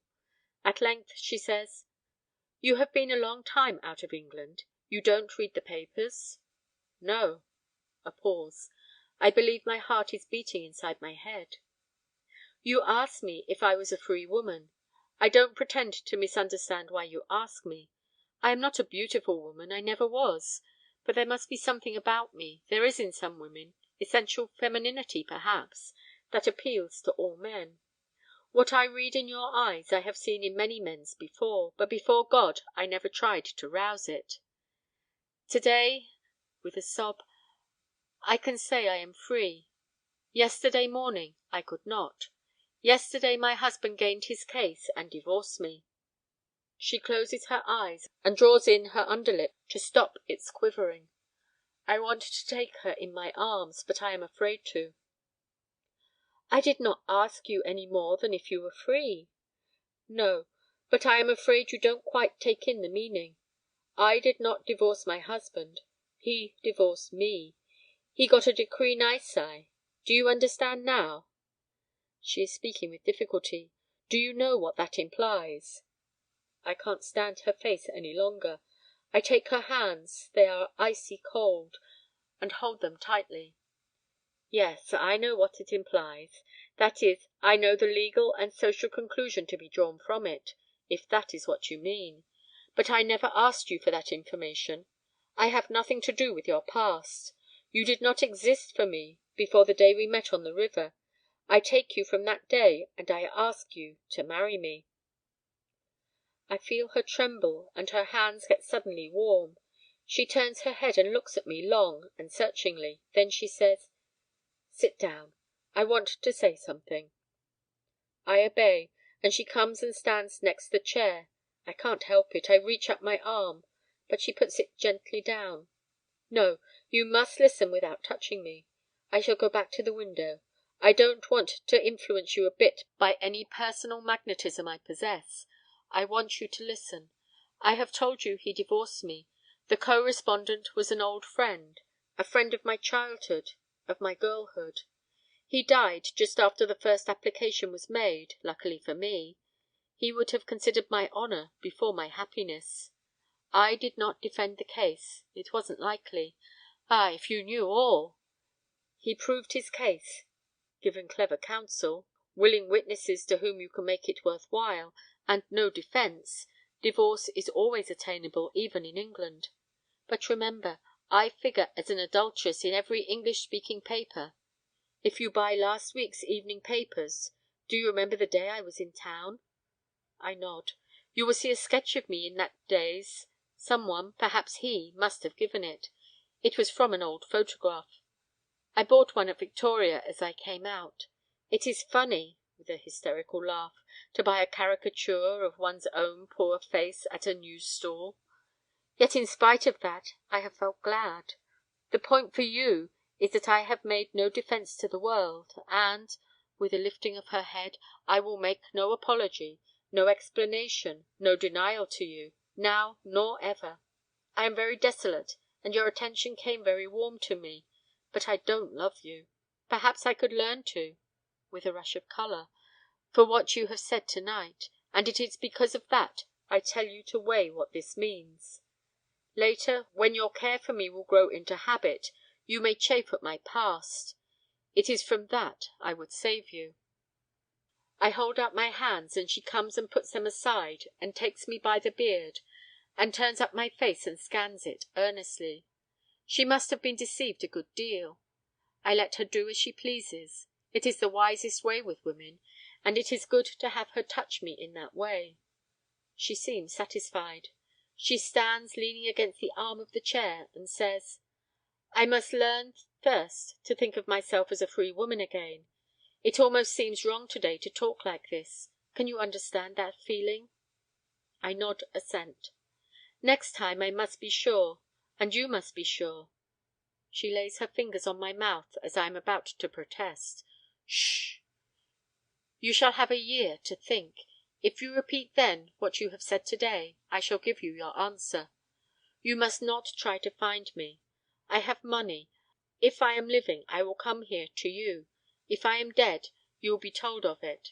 In the year between I shall look upon myself as belonging to you, and render an account, if you wish, of every hour. You will not be influenced by me in any way, and you will be able to reason it out calmly. If you think better of it, don't come." I feel there would be no use trying to move her. I simply kiss her hands and say, "As you will, dear woman. I shall be here." We don't say any more. She sits down on a footstool with her head against my knee, and I just smooth it. When the clocks strike 10 through the house, she rises, and I stand up. I see that she has been crying quietly, poor lonely little soul. I lift her off her feet and kiss her, and stammer out my sorrow at losing her, and she is gone. Next morning the little maid brought me an envelope from the lady, who left by the first train. It held a little grey glove. That is why I carry it always, and why I haunt the inn and never leave it for longer than a week. Why I sit and dream in the old chair that has a ghost of her presence always, dream of the spring to come with the mayfly on the wing, and the young summer when midges dance and the trout are growing fastidious, when she will come to me across the meadow grass, through the silver haze as she did before, come with her grey eyes shining to exchange herself for her little grey glove. End of A Little Grey Glove by George Egerton. Section 7 of Victorian Short Stories, Tales of Courtship. The Woman Beater by Israel Zangwill. From the Grey Wig Stories and Novelettes, New York, The Macmillan Company, 1903. Part 1. She came to meet John Lefolle, but John Lefolle did not know he was to meet Winifred Glamorys. He did not even know he was himself the meeting point of all the brilliant and beautiful persons assembled in the publisher's Saturday salon, for although a youthful minor poet, he was modest and lovable. Perhaps his Oxford tutorship was sobering. At any rate, his head remained unturned by his precocious fame, and to meet these other young men and women, his reverend seniors on the slopes of Parnassus, gave him more pleasure than the receipt of royalties. Not that his publisher afforded him much opportunity of contrasting the two pleasures. The profits of the Muse went to provide his room of old furniture and roses, this beautiful garden a-twinkle with Japanese lanterns, like gorgeous fire-flowers blossoming under the white crescent moon of early June. Winifred Glamorys was not literary herself. She was better than a poetess. She was a poem. The publisher always threw in a few realities, and some beautiful brainless creature would generally be found the nucleus of a crowd, while Clio, in spectacles, languished in a corner. Winifred Glamorys, however, was reputed to have a tongue that matched her eye, paralleling with whimsies and epigrams its freakish fires and witcheries, and, assuredly, flitting in her white gown through the dark balmy garden, she seemed the very spirit of moonlight, the subtle incarnation of night and roses. When John Lefolle met her, Cecilia was with her, and the first conversation was triangular. Cecilia fired most of the shots. She was a bouncing, rattling beauty, chock-full of confidence and high spirits, except when asked to do the one thing she could do, sing. Then she became, quite genuinely, a nervous, hesitant, pale little thing. However, the suppliant hostess bore her off, and presently her rich contralto notes passed through the garden, adding to its passion and mystery, and through the open French windows John could see her standing against the wall near the piano, her head thrown back, her eyes half closed, her creamy throat swelling in the very abandonment of artistic ecstasy. "What a charming creature!" he exclaimed involuntarily. "That is what everybody thinks, except her husband," Winifred laughed. "Is he blind, then?" asked John, with his cloistral naïveté. "Blind? No, love is blind. Marriage is never blind."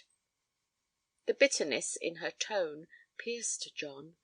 He felt vaguely the passing of some icy current from unknown seas of experience. Cecilia's voice soared out enchantingly. "Then marriage must be deaf," he said, "or such music as that would charm it." She smiled sadly. Her smile was the tricksy play of moonlight among clouds of faery. "You have never been married," she said simply. "Do you mean that you, too, are neglected?" Something impelled him to exclaim. "Worse," she murmured. "It is incredible!" he cried. "You?" "Hush! My husband will hear you." Her warning whisper brought him into a delicious conspiracy with her. "Which is your husband?" he whispered back.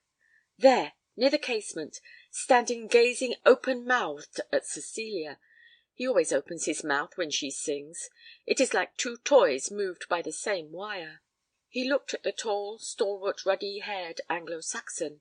"Do you mean to say he—" "I mean to say nothing." "But you said—" "I said worse." "Why, what can be worse?" She put her hand over her face. "I am ashamed to tell you." How adorable was that half-divined blush! "But you must tell me everything." He scarcely knew how he had leapt into this rôle of confessor. He only felt they were moved by the same wire. Her head drooped on her breast. "He beats me." "What?" John forgot to whisper. It was the greatest shock his recluse life had known, compact as it was of horror at the revelation, shamed confusion at her candor, and delicious pleasure in her confidence. This fragile, exquisite creature under the rod of a brutal bully. Once he had gone to a wedding reception, and among the serious presents some grinning Philistine drew his attention to an uncouth club. A wife-beater, he called it. The flippancy had jarred upon John terribly, this intrusive reminder of the customs of the slums. It grated like Billingsgate in a boudoir. Now that savage weapon recurred to him. For a lurid instant he saw Winifred's husband wielding it. Oh, abomination of his sex!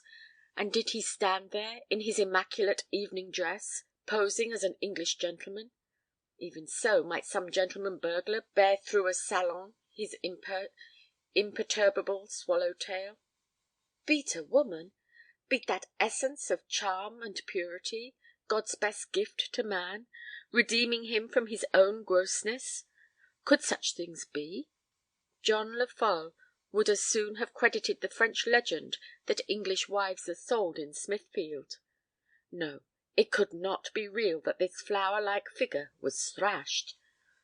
"Do you mean to say—" he cried. The rapidity of her confidence alone made him feel it all of a dreamlike unreality. "Hush! Cecilia's singing," she admonished him with an unexpected smile as her fingers fell from her face. "Oh, you have been making fun of me." He was vastly relieved. "He beats you at chess or at lawn-tennis." Does one wear a high-necked dress to conceal the traces of chess or lawn-tennis? He had not noticed her dress before, save for its spiritual whiteness. Susceptible though he was to beautiful shoulders, Winifred's enchanting face had been sufficiently distracting. Now the thought of physical bruises gave him a second spasm of righteous horror. That delicate rose-leaf flesh abraded and lacerated. The ruffian! Does he use a stick or a fist? Both. But as a rule he just takes me by the arms and shakes me like a terrier a rat. I'm all black and blue now. "Poor butterfly!" he murmured poetically. "Why did I tell you?" she murmured back with subtler poetry. The poet thrilled in every vein. Love at first sight, of which he had often read and often written, was then a reality. It could be as mutual, too, as Romeo's and Juliet's. But how awkward that Juliet should be married and her husband a Bill Sikes in broadcloth. II. Mrs. Glamorys herself gave at homes every Sunday afternoon, and so, on the morrow, after a sleepless night mitigated by perpended sonnets, the love-sick young tutor presented himself by invitation at the beautiful old house in Hampstead. He was enchanted to find his heart's mistress set in an 18th century frame of small-paned windows, and of high oak panelling, and at once began to image her dancing minuets and playing on virginals. Her husband was absent, but a broad band of velvet round Winifred's neck was a painful reminder of his possibilities. Winifred, however, said it was only a touch of sore throat caught in the garden. Her eyes added that there was nothing in the pathological dictionary which she would not willingly have caught for the sake of those divine, if draughty moments; but that, alas, it was more than a mere bodily ailment she had caught there.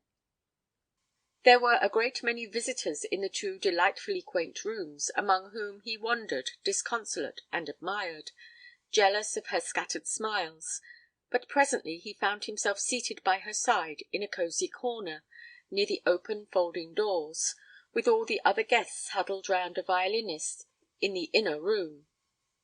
How Winifred had managed it he did not know, but she sat plausibly in the outer room, awaiting newcomers, and this particular niche was invisible, save to a determined eye.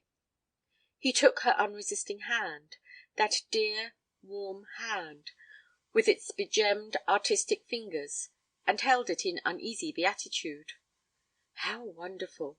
She, the beautiful and adored hostess, of whose sweetness and charm he heard even her own guests murmur to one another.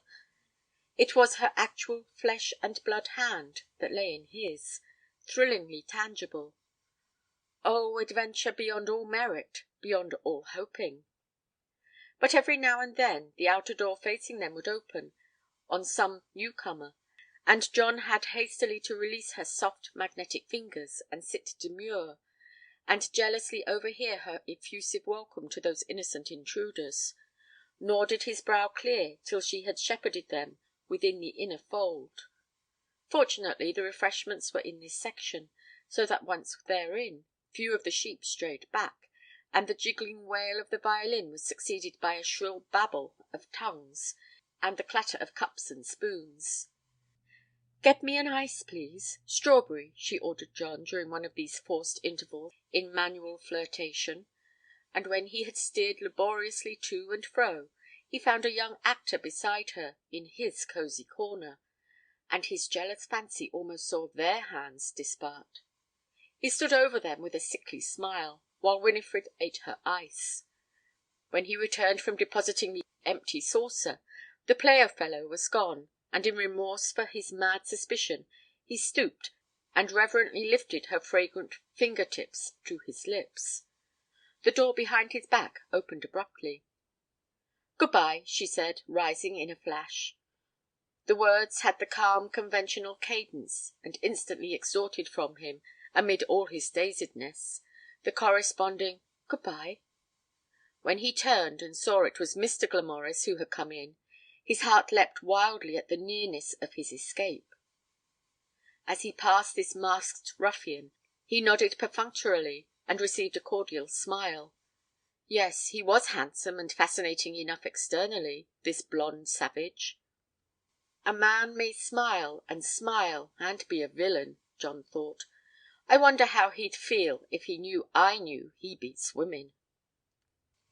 He lingered purposely in the hall to get an impression of the brute, who had begun talking loudly to a friend with irritating bursts of laughter, speciously frank-ringing. Golf, fishing, comic operas, the Boeotian. These were the men who monopolized the ethereal divinities. But this brusque separation from his particular divinity was disconcerting. How to see her again? He must go up to Oxford in the morning. He wrote her that night, but if she could possibly let him call during the week, he would manage to run down again. "Oh, my dear dreaming poet," she wrote to Oxford, "how could you possibly send me a letter to be laid on the breakfast-table beside the Times? With a poem in it, too. Fortunately, my husband was in a hurry to get down to the city, and he neglected to read my correspondence." "The unchivalrous blackguard," John commented. "But what can you expect of a woman-beater?" "Never, never write to me again at the house. A letter, care of Mrs. Best, 8A, Foley Street, West City, will always find me. She is my maid's mother. And you must not come here either, my dear handsome head in the clouds, except to my at-homes, and then only at judicious intervals. I shall be walking round the pond in Kensington Gardens at 4 next Wednesday, unless Mrs. Best brings me a letter to the contrary. And now thank you for your delicious poem. I do not recognize my humble self in the dainty lines, but I shall always be proud to think I inspired them. Will it be in the new volume? I have never been in print before. It will be a novel sensation. I cannot pay you song for song, only feeling for feeling. Oh, John Lefolle, why did we not meet when I had still my girlish dreams? Now I have grown to distrust all men, to fear the brute beneath the cavalier. Mrs. Best did bring her a letter, but it was not to cancel the appointment, only to say he was not surprised at her horror of the male sex, but that she must beware of false generalizations. Life was still a wonderful and beautiful thing. Vide poem enclosed. He was counting the minutes till Wednesday afternoon. It was surely a popular mistake that only 60 went into the hour. This chronometrical reflection recurred to him even more poignantly in the hour that he circumambulated the pond in Kensington Gardens. Had she forgotten? Had her husband locked her up? What could have happened? It seemed 600 minutes ere at 5:30 she came tripping daintily towards him. His brain had been reduced to insanely devising problems for his pupils. If a man walks 2 strides of 1½ feet a second round a lake 50 acres in area, in how many turns will he overtake a lady who walks half as fast and isn't there? But the moment her pink parasol loomed on the horizon, all his long misery vanished in an ineffable peace and uplifting. He hurried, bareheaded, to clasp her little gloved hand. He had forgotten her unpunctuality, nor did she remind him of it.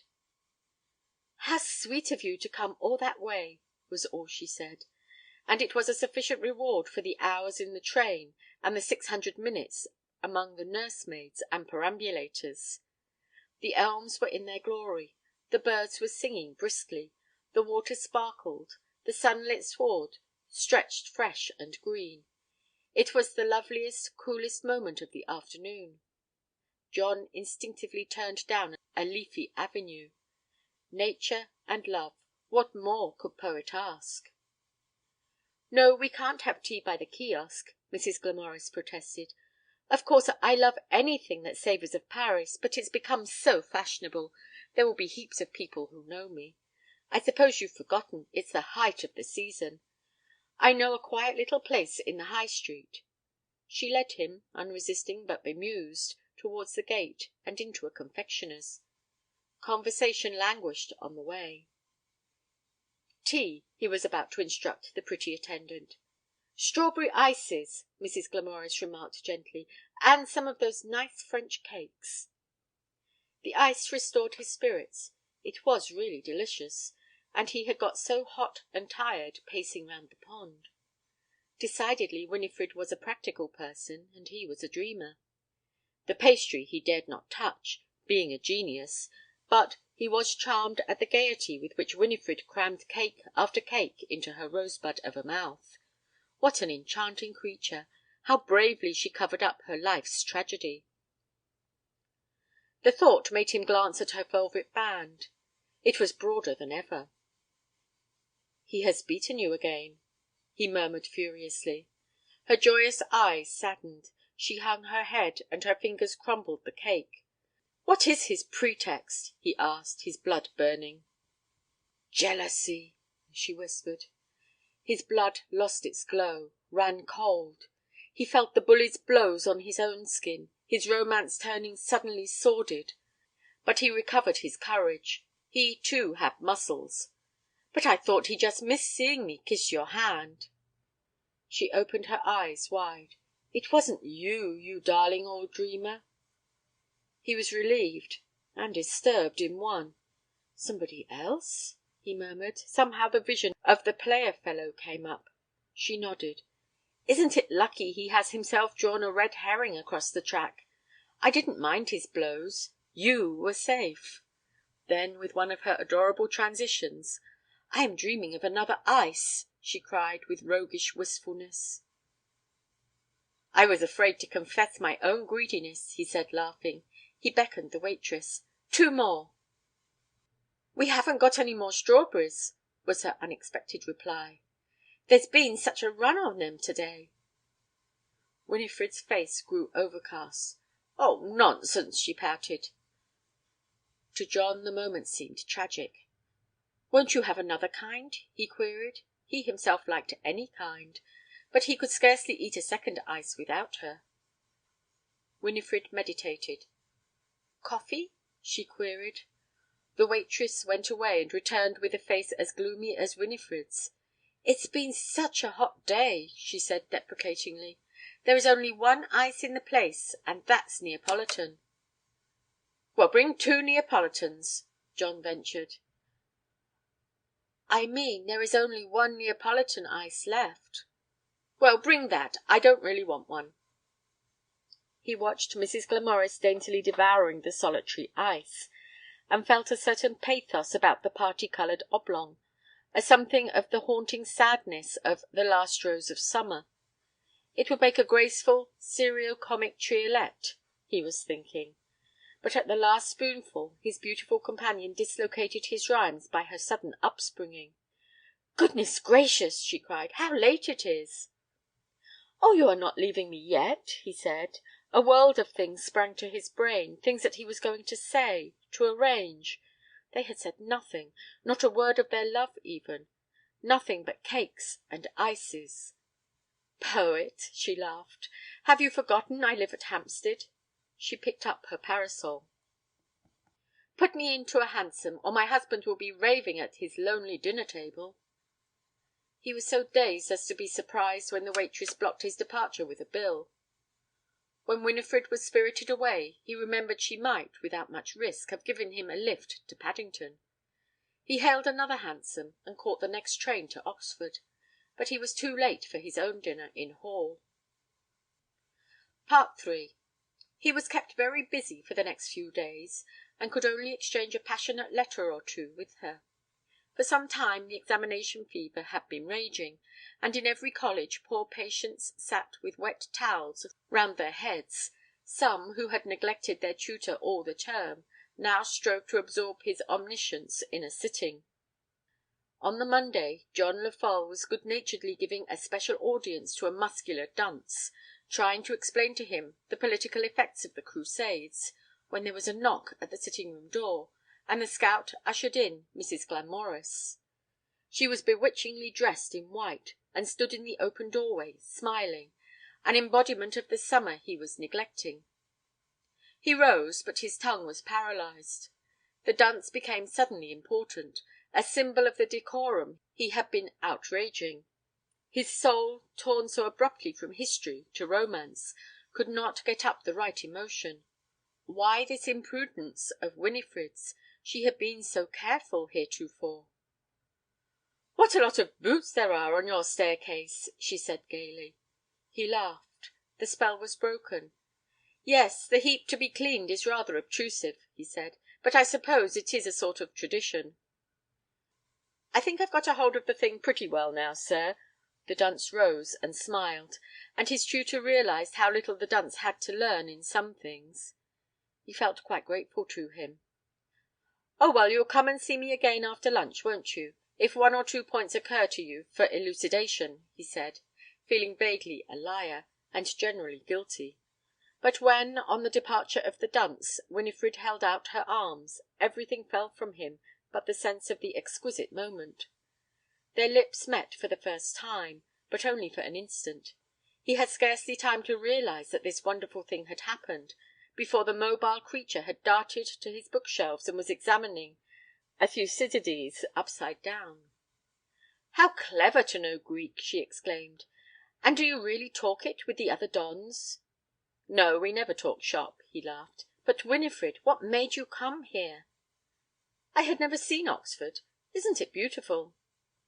"There's nothing beautiful here." he said, looking round his sober study. "No," she admitted, "there's nothing I care for here," and had left another celestial kiss on his lips before he knew it. "And now you must take me to lunch and on the river." He stammered, "I have work." She pouted. "But I can't stay beyond tomorrow morning, and I want so much to see all your celebrated oarsmen practising." "You are not staying over the night?" he gasped. "Yes, I am," and she threw him a dazzling glance. His heart went pit-a-pat. "Where?" he murmured. "Oh, some poky little hotel near the station. The swell hotels are full." He was glad to hear she was not conspicuously quartered. "So many people have come down already for Commem," he said. "I suppose they are anxious to see the generals get their degrees. But hadn't we better go somewhere and lunch?" They went down the stone staircase, past the battalion of boots, and across the quad. He felt that all the windows were alive with eyes, but she insisted on standing still and admiring their ivied picturesqueness. After lunch he shamefacedly borrowed the dunce's punt. The necessities of punting, which kept him far from her, and demanded much adroit labour, gradually restored his self-respect, and he was able to look the uncelebrated oarsmen they met in the eyes, except when they were accompanied by their parents and sisters, which subtly made him feel uncomfortable again. But Winifred, piquant under her pink parasol, was singularly at ease, enraptured with the changing beauty of the river, applauding with childish glee the wild flowers on the banks, or the rippling reflections in the water. "Look, look!" she cried once, pointing skyward. He stared upwards, expecting a balloon at least. But it was only Keats's little rosy cloud, she explained. It was not her fault if he did not find the excursion unreservedly idyllic. How stupid, she reflected, to keep all those nice boys cooped up reading dead languages in a spot made for life and love.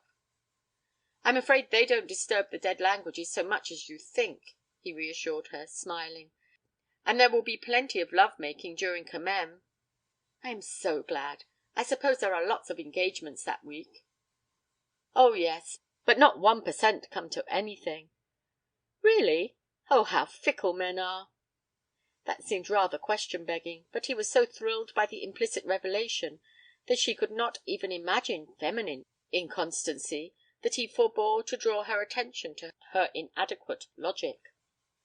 So childish and thoughtless indeed was she that day that nothing would content her but attending a viva, which he had incautiously informed her was public.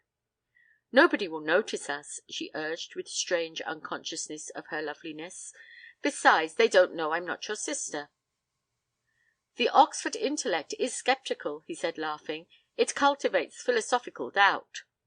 But, putting a bold face on the matter, and assuming a fraternal air, he took her to the torture-chamber, in which candidates sat dolefully in a row of chairs against the wall, waiting their turn to come before the three grand inquisitors at the table. Fortunately, Winifred and he were the only spectators, but unfortunately they blundered in at the very moment when the poor owner of the punt was on the rack. The central inquisitor was trying to extract from him information about Becket, almost prompting him with the very words, but without penetrating through the duncical denseness. John Lefolle breathed more freely when the Crusades were broached, but alas, it very soon became evident that the dunce had by no means got hold of the thing. As the dunce passed out sadly, obviously ploughed, John Lefolle suffered more than he. So conscience-stricken was he that, when he had accompanied Winifred as far as her hotel, he refused her invitation to come in, pleading the compulsoriness of duty and dinner in hall. But he could not get away without promising to call in during the evening. The prospect of this visit was with him all through dinner, at once tempting and terrifying. Assuredly there was a skeleton at his feast, as he sat at the high table facing the master. The venerable portraits round the hall seemed to rebuke his romantic waywardness. In the common room he sipped his port uneasily, listening as in a daze to the discussion on free will, which an eminent stranger had stirred up. How academic it seemed, compared with the passionate realities of life. But somehow he found himself lingering on at the academic discussion, postponing the realities of life. Every now and again he was impelled to glance at his watch, but suddenly murmuring, "It is very late," he pulled himself together, and took leave of his learned brethren.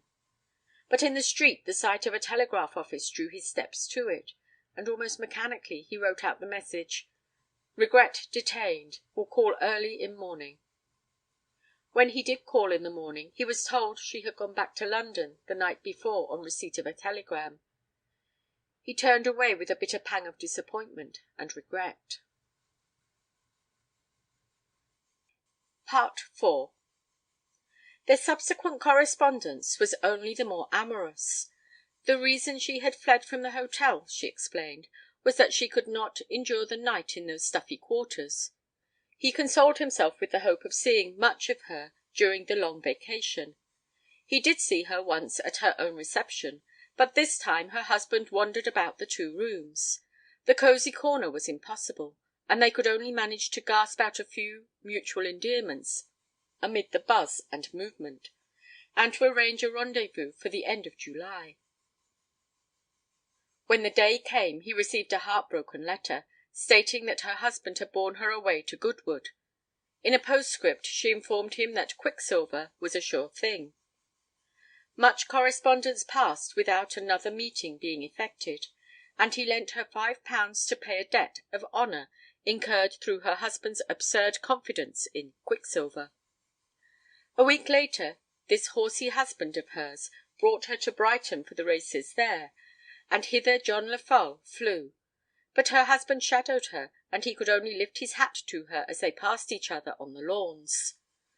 Sometimes he saw her sitting pensively on a chair while her lord and thrasher perused a pink sporting paper. Such tantalizing proximity raised their correspondence through the Hove post office to fever heat. Life apart, they felt, was impossible, and removed from the sobering influences of his cap and gown, John Lefolle dreamed of throwing everything to the winds. His literary reputation had opened out a new career. The Winifred lyrics alone had brought in a tidy sum, and though he had expended that and more on dispatches of flowers and trifles to her, yet he felt this extravagance would become extinguished under daily companionship, and the poems provoked by her charms would go far towards their daily maintenance. Yes, he could throw up the university.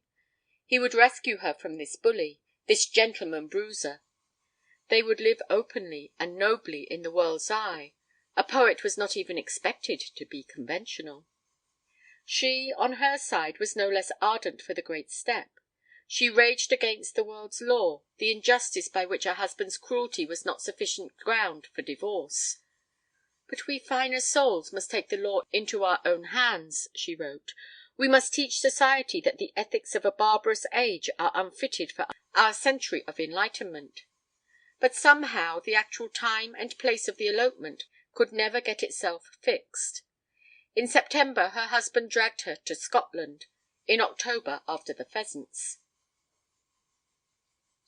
When the dramatic day was actually fixed, Winifred wrote by the next post deferring it for a week.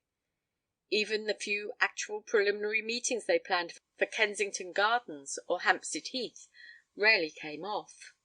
He lived in a whirling atmosphere of express letters of excuse, and telegrams that transformed the situation from hour to hour. Not that her passion in any way abated, or her romantic resolution really altered. It was only that her conception of time and place and ways and means was dizzily mutable. But after nigh 6 months of palpitating negotiations with the adorable Mrs. Glamorys, the poet, in a moment of dejection, penned the prose apophthegm, "It is of no use trying to change a changeable person." V. But at last she astonished him by a sketch plan of the elopement, so detailed, even to bandboxes and the Paris night route via Dieppe, that no further room for doubt was left in his intoxicated soul, and he was actually further astonished when, just as he was putting his hand-bag into the hansom, a telegraph was handed to him saying, Gone to Homburg. Letter follows. He stood still for a moment on the pavement in utter distraction. What did it mean? Had she failed him again? Or was it simply that she had changed the city of refuge from Paris to Homburg? He was about to name the new station to the cabman, but then, letter follows. Surely that meant that he was to wait for it. Perplexed and miserable, he stood with the telegram crumpled up in his fist. What a ridiculous situation! He had wrought himself up to the point of breaking with the world and his past, and now it only remained to satisfy the cabman. He tossed feverishly all night, seeking to soothe himself, but really exciting himself the more by 100 plausible explanations. He was now strung up to such a pitch of uncertainty that he was astonished for the third time when the letter did duly follow.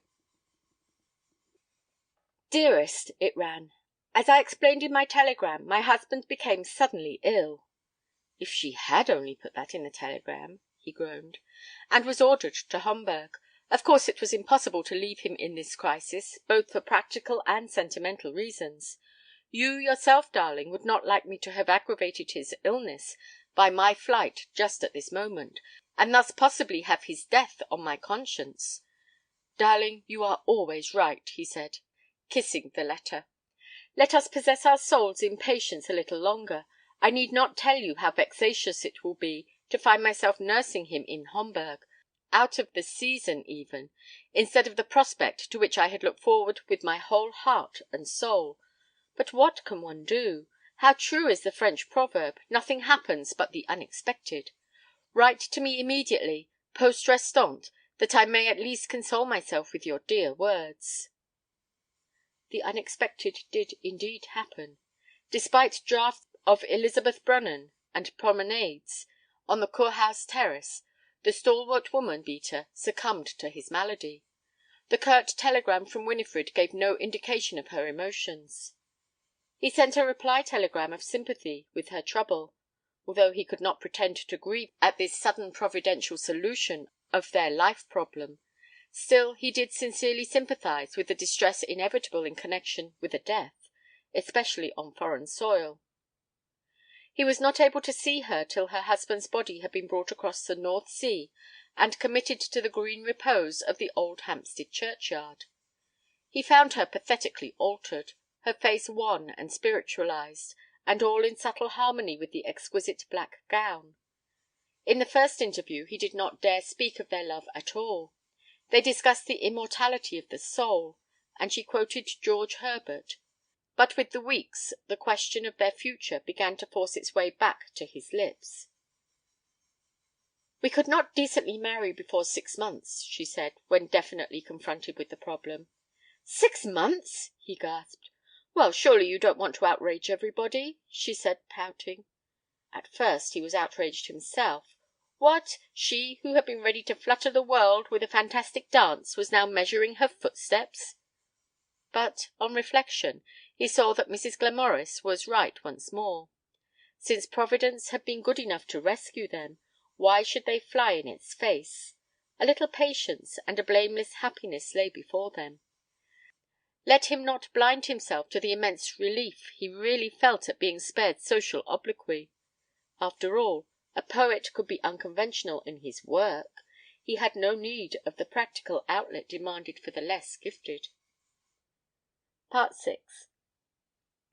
They scarcely met at all during the next 6 months. It had naturally, in this grateful reaction against their recklessness, become a sacred period, even more charged with tremulous emotion than the engagement periods of those who have not so nearly scorched themselves. Even in her presence he found a certain pleasure in combining distant adoration with the confident expectation of proximity. And thus she was restored to the sanctity which she had risked by her former easiness. And so all was for the best in the best of all possible worlds. When the 6 months had gone by, he came to claim her hand. She was quite astonished. "You promised to marry me at the end of 6 months," he reminded her. "Surely it isn't 6 months already?" she said. He referred her to the calendar, recalled the date of her husband's death. "You are strangely literal for a poet," she said. "Of course I said 6 months, but 6 months doesn't mean 26 weeks by the clock. All I meant was that a decent period must intervene. But even to myself it seems only yesterday that poor Harold was walking beside me in the Kurhaus Park." She burst into tears, and in the face of them he could not pursue the argument. Gradually, after several interviews and letters, it was agreed that they should wait another 6 months. "She is right," he reflected again. "We have waited so long, we may as well wait a little longer, and leave malice no handle." The second 6 months seemed to him much longer than the first. The charm of respectful adoration had lost its novelty, and once again his breast was racked by fitful fevers which could scarcely calm themselves even by conversion into sonnets.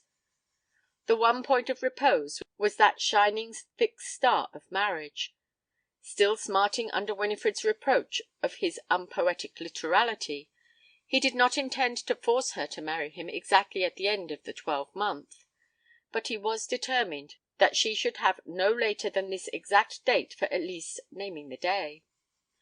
Not the most punctilious stickler for convention, he felt, could deny that Mrs. Grundy's claim had been paid to the last minute. The publication of his new volume, containing the Winifred lyrics, had served to colour these months of intolerable delay. Even the reaction of the critics against the poetry, that conventional revolt against every second volume, that parrot cry of overpraise from the very throats that had praised him, though it pained and perplexed him, was perhaps really helpful. At any rate, the long waiting was over at last. He felt like Jacob after his years of service for Rachel.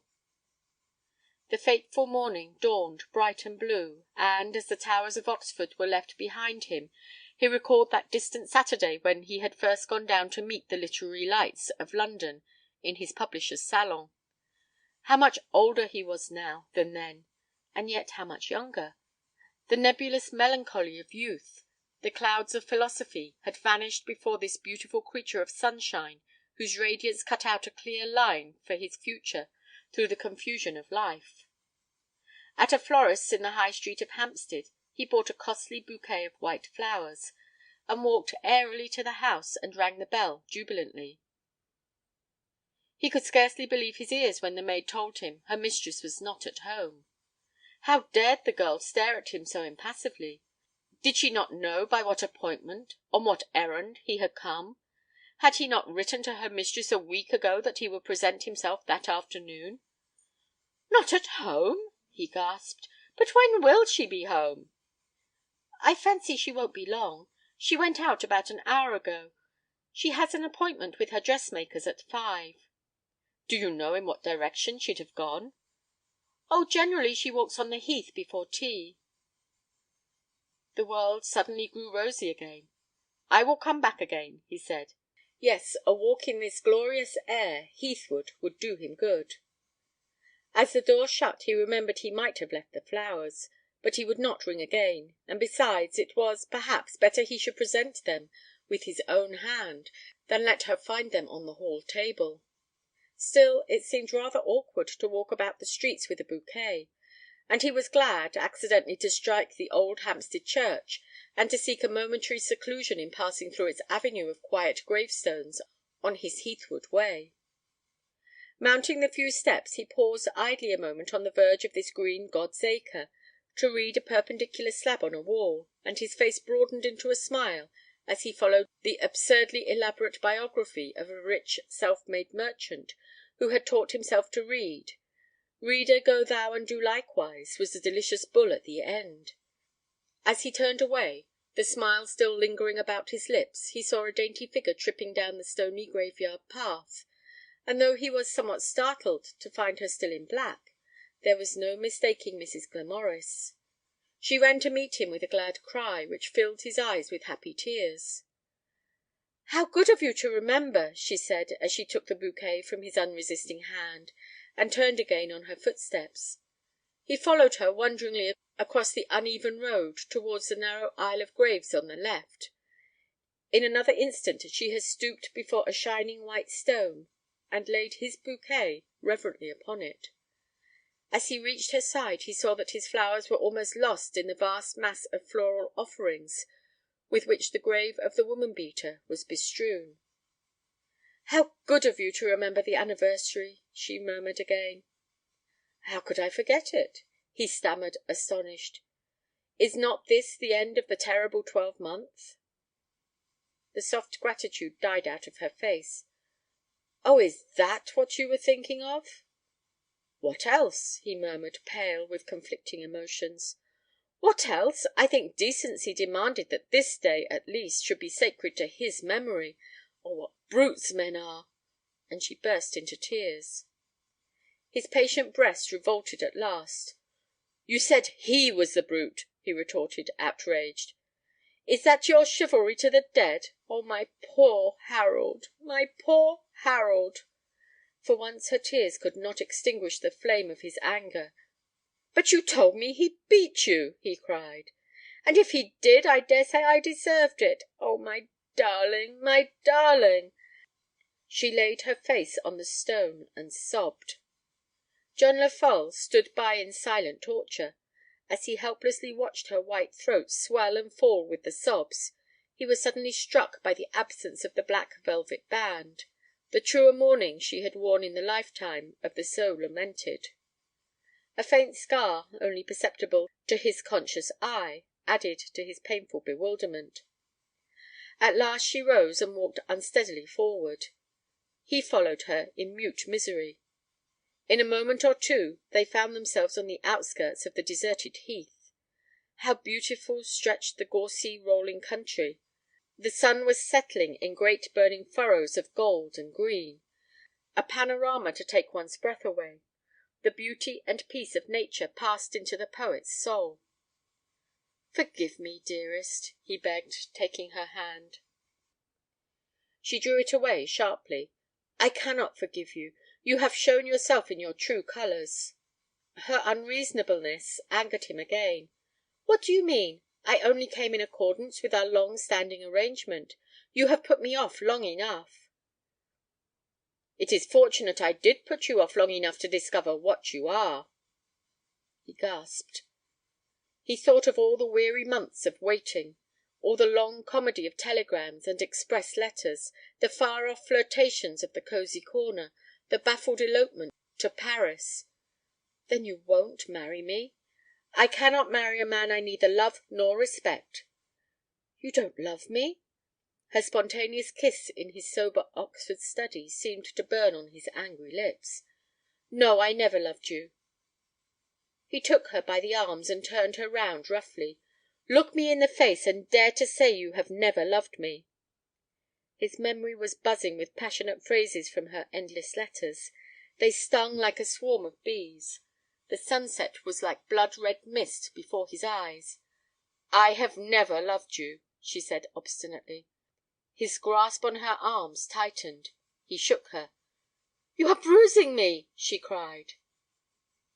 His grasp fell from her arms as though they were red–hot. He had become a woman–beater. End of The Woman–Beater, by Israel Zangwill. End of Victorian Short Stories, Tales of Courtship, by Hubert Crackanthorpe, et al.